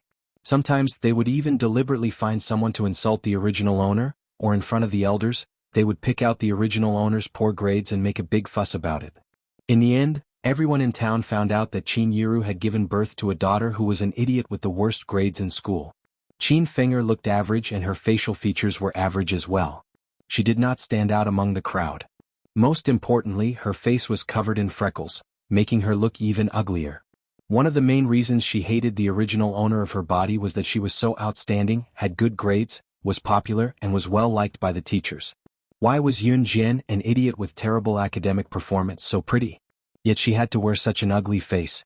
Hence, Qin Fenger was utterly fixated on Yun Jian and bore a grudge against her. Yun Jian was not in a hurry with Qin Fenger. She merely glanced at her, amused. "If you can be here, why can't I?" Yun Jian retorted bluntly. She then turned around and pretended that Qin Fenger and her friends were not there. She pointed at a few skewers and reported to the owner, 50 mutton skewers, 20 sausages and 10 rice cakes. As she spoke, she turned to ask Zhang Xiaofeng and the rest, "Do you guys want anything else?" "Jian Jian, I want 5 more tofu skewers." Qin Sini did not hold back as she told Yun Jian with a wink. "Give me 2 more pairs of grilled wings," Ling Yichen said with a grin with a press of his lips. "Same for me and Sini," Zhang Xiaofeng replied. Qin Fenger, who was on the other end of the line, was taken aback by Yun Jian's retort. Since when did this little B***tch become so arrogant? How dare she refute her? More importantly, Yun Jian and the 3 people beside Yun Jian were acting like she did not exist. Qin Fenger had a stomach full of anger. Especially after Yun Jian ignored Qin Fenger, a boy with a face full of red spots and acne sitting next to Qin Fenger mocked her. "Hey Qin Fenger, look at the little beauty ignoring you." As he spoke, the boy whistled as he sized up Yun Jian. For a moment, everyone who sat with Qin Fenger was focused on Yun Jian. Qin Fenger was most annoyed by this feeling. Her grades were better than Yun Jian's and she was better than her in everything. Why was she able to attract everyone's attention so easily? Why? Coincidentally, the owner of the restaurant had already prepared the barbecue skewers and seasoned them. He put them all on plates and handed them to Yun Jian and the others. The shop owner smiled foolishly and said, "Young lady, take it. There's a total of 85 yuan here." The prices of goods in 1998 were much lower than now. At that time, 80 RMB was enough for a student to live on for a long time. Yun Jian was treating today. She was very generous and looked like she was going to have a good meal. When Qin Feng'er heard this, she was secretly shocked. Qin Yuru's monthly salary was only a few hundred yuan. Yun Jian was treating people to a meal here and it was close to 100 yuan. Where did she get the money? Hence, Qin Feng'er used this as an excuse to pick on Yun Jian again. She saw Yun Jian take out 100 yuan from her pocket and her eyes turned red. She pointed at Yun Jian and shouted, "Yun Jian, where did you get so much money? Don't think I don't know that your mother only earns a few hundred yuan a month working for others.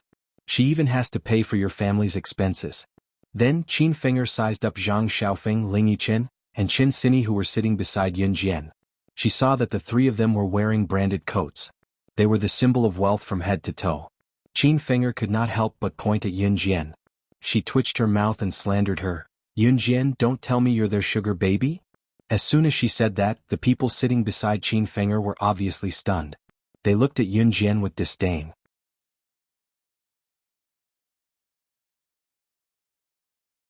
Chapter 174. Qin Feng'er seemed to enjoy the feeling of Yun Jian being looked down upon by others. This feeling allowed her to regain her confidence in the crowd. After she said that, she added fuel to the fire. "Yun Jian, even if you lack money, you can't do this kind of thing. How can you face your mother by doing this?"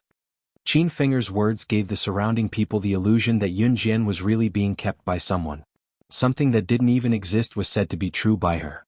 Zhang Xiaofeng took a bite of the tofu skewer, but when he heard Qin Feng'er's words, he spat out the tofu crumbs in his mouth.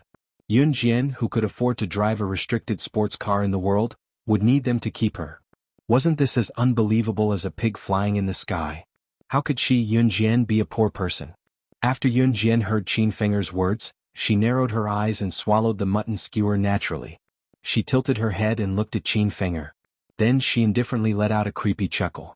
What I said was the truth." Qin Feng'er felt that the atmosphere wasn't right, but she still insisted on her own opinion.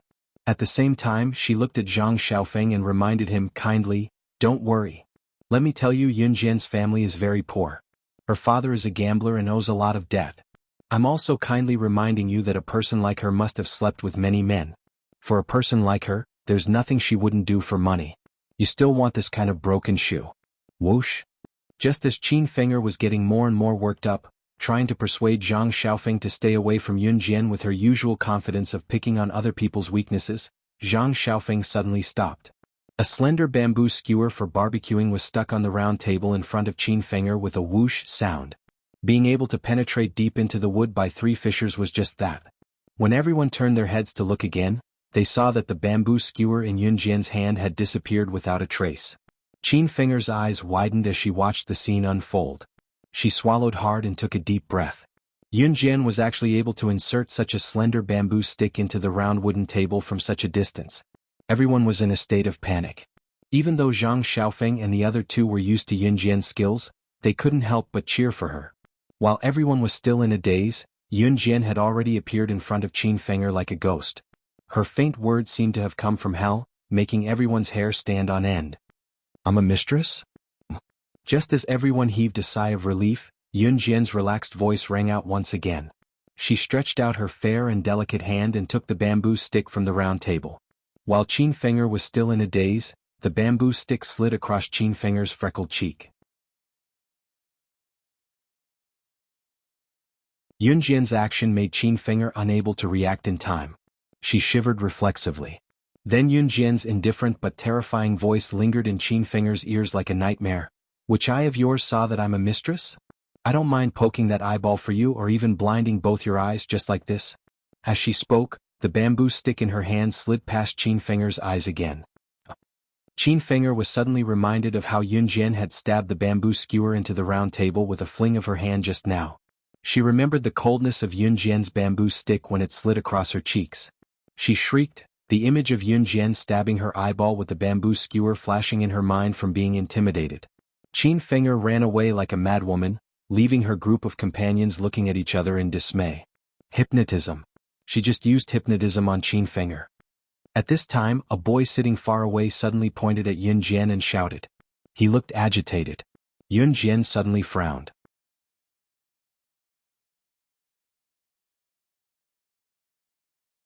Chapter 175. Yes, Yun Jian knew hypnotism, and the hypnotism that she had mastered was definitely not as simple as it seemed. She was a secret agent in her past life, the top secret agent in the secret agent world, slaying God. However, she was very young in her past life. She was only 16 years old, but she had already ascended to the throne that some people might not even be able to touch in their entire lives. It was not without reason. She was not a genius that only appeared once in a million years. She was very ordinary, just one of the billions of lives on Earth. However, her experience was different. She had accidentally saved an old man during a mission. The old man's whereabouts were uncertain, and he came and went without a trace. However, it was this old man who taught her many things that ordinary people could not come into contact with. For example, hypnotism was one of them.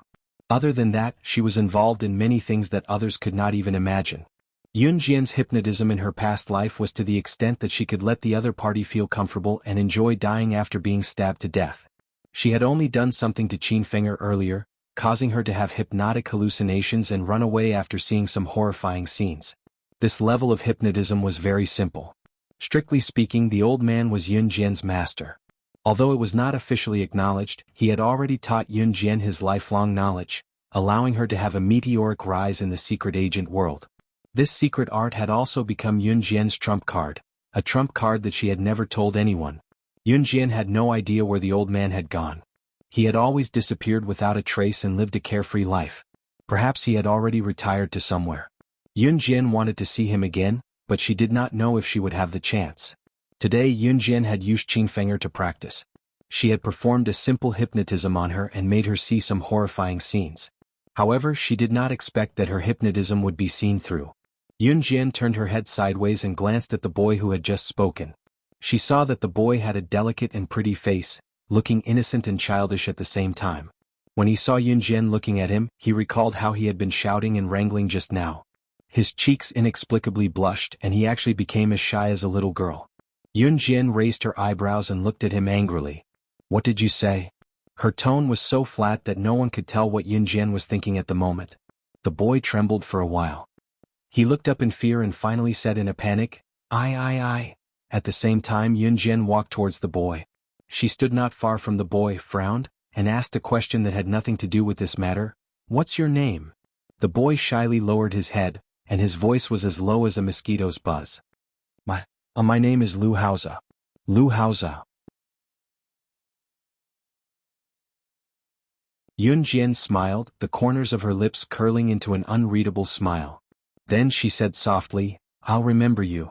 In today's world, there were not many people who knew how to hypnotize, especially this boy who could tell at a glance that she had used hypnotism. It did not matter if he was involved in this aspect, or if it was his family's inheritance, or if he was born with this kind of ability. Yun Jian had to get to the bottom of this. Because ever since Yun Jian debuted, she had never met anyone who knew how to hypnotize other than the old man. And obviously, it was not convenient for her to ask Lu Haoza these questions in public.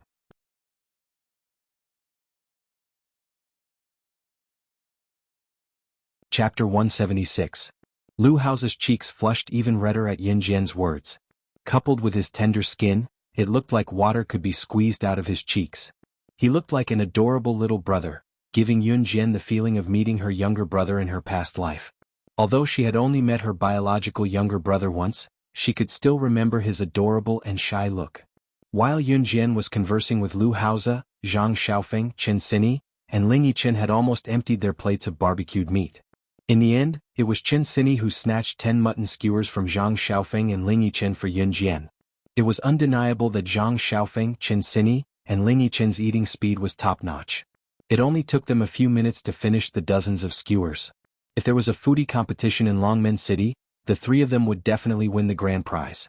Let's go. Yun Jian took a mutton skewer from Chen Sini and finished it. She let the three of them share the remaining 9 skewers equally and led them out of the barbecue shop. Since the sun was shining directly on the ground, those in the chilly autumn breeze could bask in its rays. The owner pulled the curtain of the tent aside. Yun Jian and her friends walked out of the barbecue shop and headed for the Ferrari LaFerrari sports car that they could see. Even after the four of them got into the car and Yun Jian started the engine and sped away, Qin Finger's friends were still gawking at them in the barbecue shop. It was until someone exclaimed, That's the latest edition of the Ferrari LaFerrari supercar. It's a limited edition of only 3 in the world." As a result, the crowd was alarmed. Qin Finger's false accusation that Yun Jian was a mistress was unraveled. The driver was Yun Jian and the car was obviously Yun Jian's. The boys really loved famous cars and all of them looked at it with envy and admiration. Lu Haoze, who was sitting in the corner, also raised his head and looked at Yun Jian's car leaving. That cool look reminded him of Yun Jian's words, and his pink cheeks instantly flushed red. For the next few days Yun Jian returned to her routine. She wandered back and forth between school, home and the military training camp. 15 days later, Gu Junjian inspected the results of everyone's training. Yun Jian passed quickly. The result of this inspection was based on the results of the 5 kilograms 5 kilometers cross-country run. Naturally, Yun Jian easily passed. The other 6 also met the standard. 5 days later, the bi-monthly competition came as scheduled. On this day, Gu Junjian stood with his hands clasped behind his back, looking at the 7 of them. He frowned and then relaxed. He finally opened his mouth and said, "This month's assessment competition is cancelled." "So awesome. We don't have to take the assessment this month?" Chu Xiangnan winked at Chu Ning and smiled happily. It was obvious that if they did not pass the bi-monthly competition, they would be kicked out of the team. Chu Xiangnan was also the weakest in the group. He had to admit that he barely passed every assessment. How could he not be happy when he heard that the assessment competition was cancelled? Don't celebrate too early. Your assessment is cancelled because the team has received a new mission this time. Gu Yunjian's tone was heavy. He continued, "This mission is very important.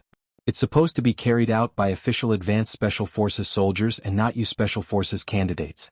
However, it's also a very secretive mission. We can't let the enemy suspect anything during the mission. The members of the Advanced Special Forces are all familiar faces. They're definitely not suitable for this mission. However, you guys are new faces and have never been on a mission before. It's the best decision to let you guys do this. Therefore, I plan to let you guys do your debut mission." As he said this, Gu Junjian became even more serious. "This mission is risky. You guys can choose not to do it." As he said this, Gu Junjian looked at Yun Jian. In fact, other than Yun Jian, the other 6 had been training in the military for more than a year. However, Gu Junjian was not worried about Yun Jian, who had just joined the team. He even put his hopes on Yun Jian. If Yun Jian was willing to take part in this mission, it was guaranteed that it would be completed successfully.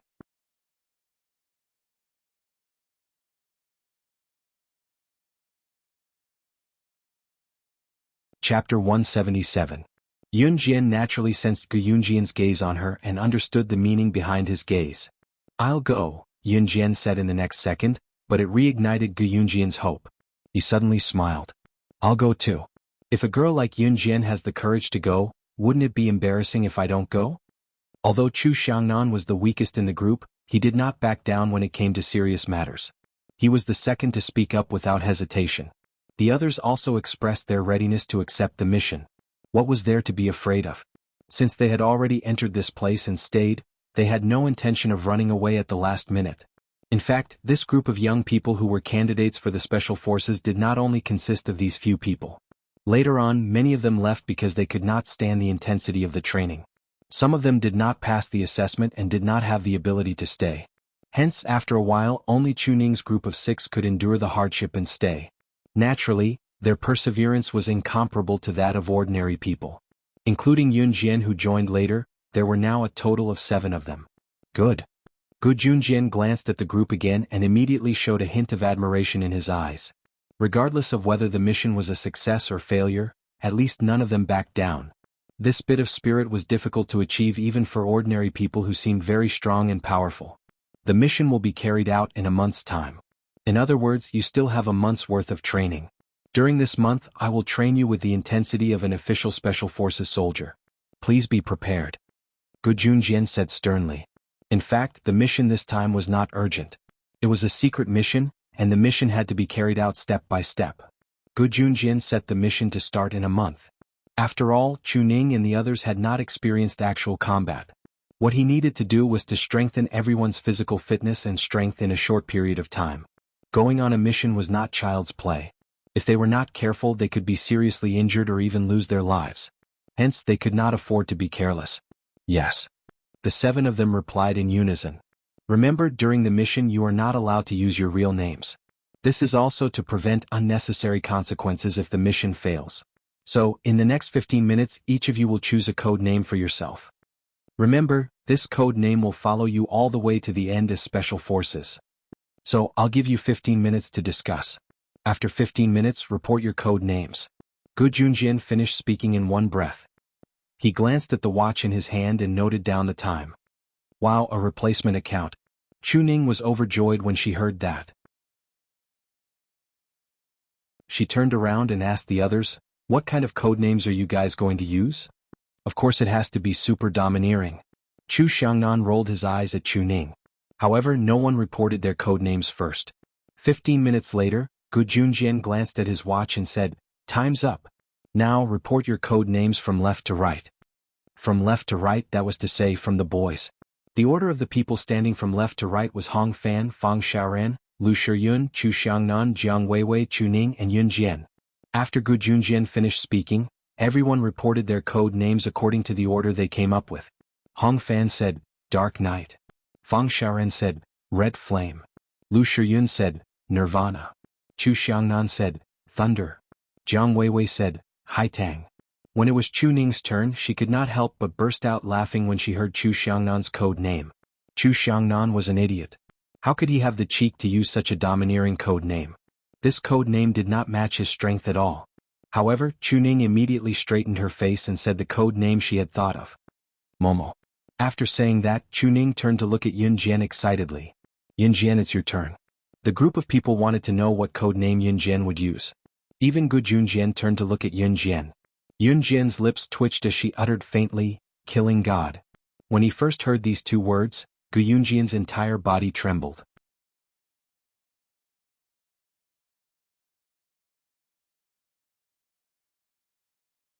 Chapter 178. Lu Shiyun was also the son of a military family. Since young he had been able to keep a cool head. He was the oldest among the group. He was already 20 years old and was currently in university. It was because of Lu Shiyun's cool head that Gu Junjian made him the leader of the 7-man team. Even someone like Lu Shiyun, who had never been flustered, was shocked when he heard Yun Jian's code name. One could only imagine how the others would react. In reality, the few of them knew about the people on the assassin and secret agent leaderboard. They were not ordinary students but candidates for the special forces. They had to know about these people on the secret agent and assassin leaderboard. They even planned to stay as far away from these people as possible even after they officially became special forces. Just when everyone's attention was on Yun Jian explained, "I'm talking about slashing God. Slashing means killing." With this explanation, everyone's tensed hearts finally calmed down. However, Yun Jian was so young. If she was really slaying God, who was on the secret agent leaderboard, how could she be here? Gu Junjian frowned before relaxing his brows. He took a few more glances at Yun Jian before looking away solemnly. Slaying God and slaying God. Their code names were so similar and they sounded the same. Moreover, Yun Jian had killed Wolf Blade, who was ranked 10th on the assassin leaderboard. Was it really a coincidence that Yun Jian came up with this code name? It's just a code name. It's just a coincidence. Alright, it's decided on the code names. Chu Xiangnan had no idea how shocked Gu Junjian and the rest were earlier. Instead, he stepped forward to adjust the atmosphere like a peacemaker. Cough cough. Alright, since you've decided on your code names, let's start the training. Gu Junjian, who had been silent all this while, interrupted them. It was actually very strenuous to increase their training intensity to that of a normal special forces training. However, there was no time to do that now. First of all, in the 5,000-meter cross-country run every day, everyone changed from carrying 5 kilograms to fully armed with more than 20 kilograms. In other words, he had to carry something that weighed more than 20 kilograms while running. This training was just a basic training for an ordinary Special Forces soldier. After all, as an official Special Forces soldier, he would carry firearms and equipment on his back when he went out on a mission, which was this full set of equipment. Adding up all the things that should be brought along, the total weight was only about 20 kilograms. At the end of the day, other than Yun Jian, the rest of them were already aching all over. They couldn't even stand up straight. A few days later, Yun Jian asked for a week's leave from Gu Junjian. As a top student of the school, she was sent abroad for a week's study. Gu Junjian was not worried about Yun Jian's skills, so he agreed to Yun Jian's request for a week's leave. On this morning the sun had just risen and a cool breeze blew past. Yun Jian only carried an old school bag that Qin Yiru had helped her tidy up. She stood at the entrance of Songshan's first high school with Chen Sini. This time Longmin First High School only had 5 spots for the study. Other than Yun Jian and Chen Sini, the other 3 were already there. Songshan's First High School was the organizer this time. Yun Jian and the rest boarded the plane with Songshan's First High School. After waiting for a while at the entrance of Songshan's First High School, Yun Jian saw a familiar tall and handsome figure walk out of the school.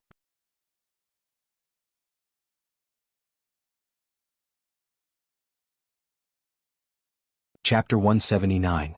Yun Yi had long known that his younger sister would be representing the school to participate in this overseas study activity, but he could not help looking forward to it when he thought that he could go overseas with his sister today. Striding with his long legs and a sweet smile on his handsome face, Yun Yi walked toward Yun Jian. "Xiao Jian, you're here?" Emma. Yun Jian nodded and pointed at Chen Sini beside her, introducing her. "Go, this is my friend Chen Sini." This was the first time Yun Jian had introduced her as a friend in front of others, so Chen Sini could not help feeling a little excited. In fact, Yun Jian had already treated Chen Sini as a friend after spending so much time together. It was just that this was his first time saying it out loud. "Hi, I'm Chen Sini. You must be Jian Jian's brother? Nice to meet you." Chen Sini introduced herself to Yun Yi with a chuckle looking at his handsome face. Nice to meet you." Yun Yi nodded, his short, handsome hair bobbing. "Students, are you all ready? Come and gather on the bus, we're leaving." The tutor standing at the entrance of DE Senior High School waved and called out in a sweet voice. The tutor who was leading the students overseas this time had the surname Ding. She was a female tutor who looked as sweet as her voice. She did not look old, between 20 to 25 years old. There were 2 tutors leading the team. The other tutor had the surname Kong, so she would call him Tutor Kong for the time being. "Let's go over too," Yun Yi said to Yun Jian and Chen Sini with a flick of her short hair as she glanced in that direction. Emma. Yun Jian and Chen Sini nodded in unison. Su Hao Cole did not come this time. Those who came were the top students in their respective schools with excellent English proficiency. Even those who were good in their studies but lacking in English did not get a turn, so it was not hard to imagine that Su Hao Cole did not get a turn. Since Su Hao Cole was not with Yun Yi, he was the happiest that his younger sister could come. The group boarded the bus quickly, and after a few hours of bumpy ride, they arrived at the provincial airport and boarded the flight to Country Y. The overseas study destination was an advanced school in Country Y. It was called Yana High School. Yana High School was a continuous secondary and senior high school. Its educational standard was one of the best in the world. The name of Yana High School was derived from the name of its first headmistress. Since its establishment, Yana High School had a history of several hundred years. Its regional culture was also very profound. At the entrance of Yana High School entrance. "Wow, Jian Jian, this is the famous Yana High School. It's a century-old school that lives up to its name. Look, just the entrance alone is already something our school can't compare to." Chen Sini was the first to get off the bus, holding Yun Jian's hand in excitement. 80% of those who graduated from Yana High School and passed the Gaokao from the world's renowned universities had a graduation rate, making Yana High School one of the best in the world. After Tutor Ding and Tutor Kong communicated with Yana High School's foreign tutor, they interrupted the students' excited shouts. "You're tuning in to the Han Li's Wuxia Adventures YouTube channel. We're so grateful for your support, and don't forget to subscribe to join us on this incredible journey through captivating stories. Your generosity through donations truly makes a world of difference, as it's the primary source of revenue that allows me to expand and enhance this channel for you. Thank you from the bottom of my heart for being a part of this adventure."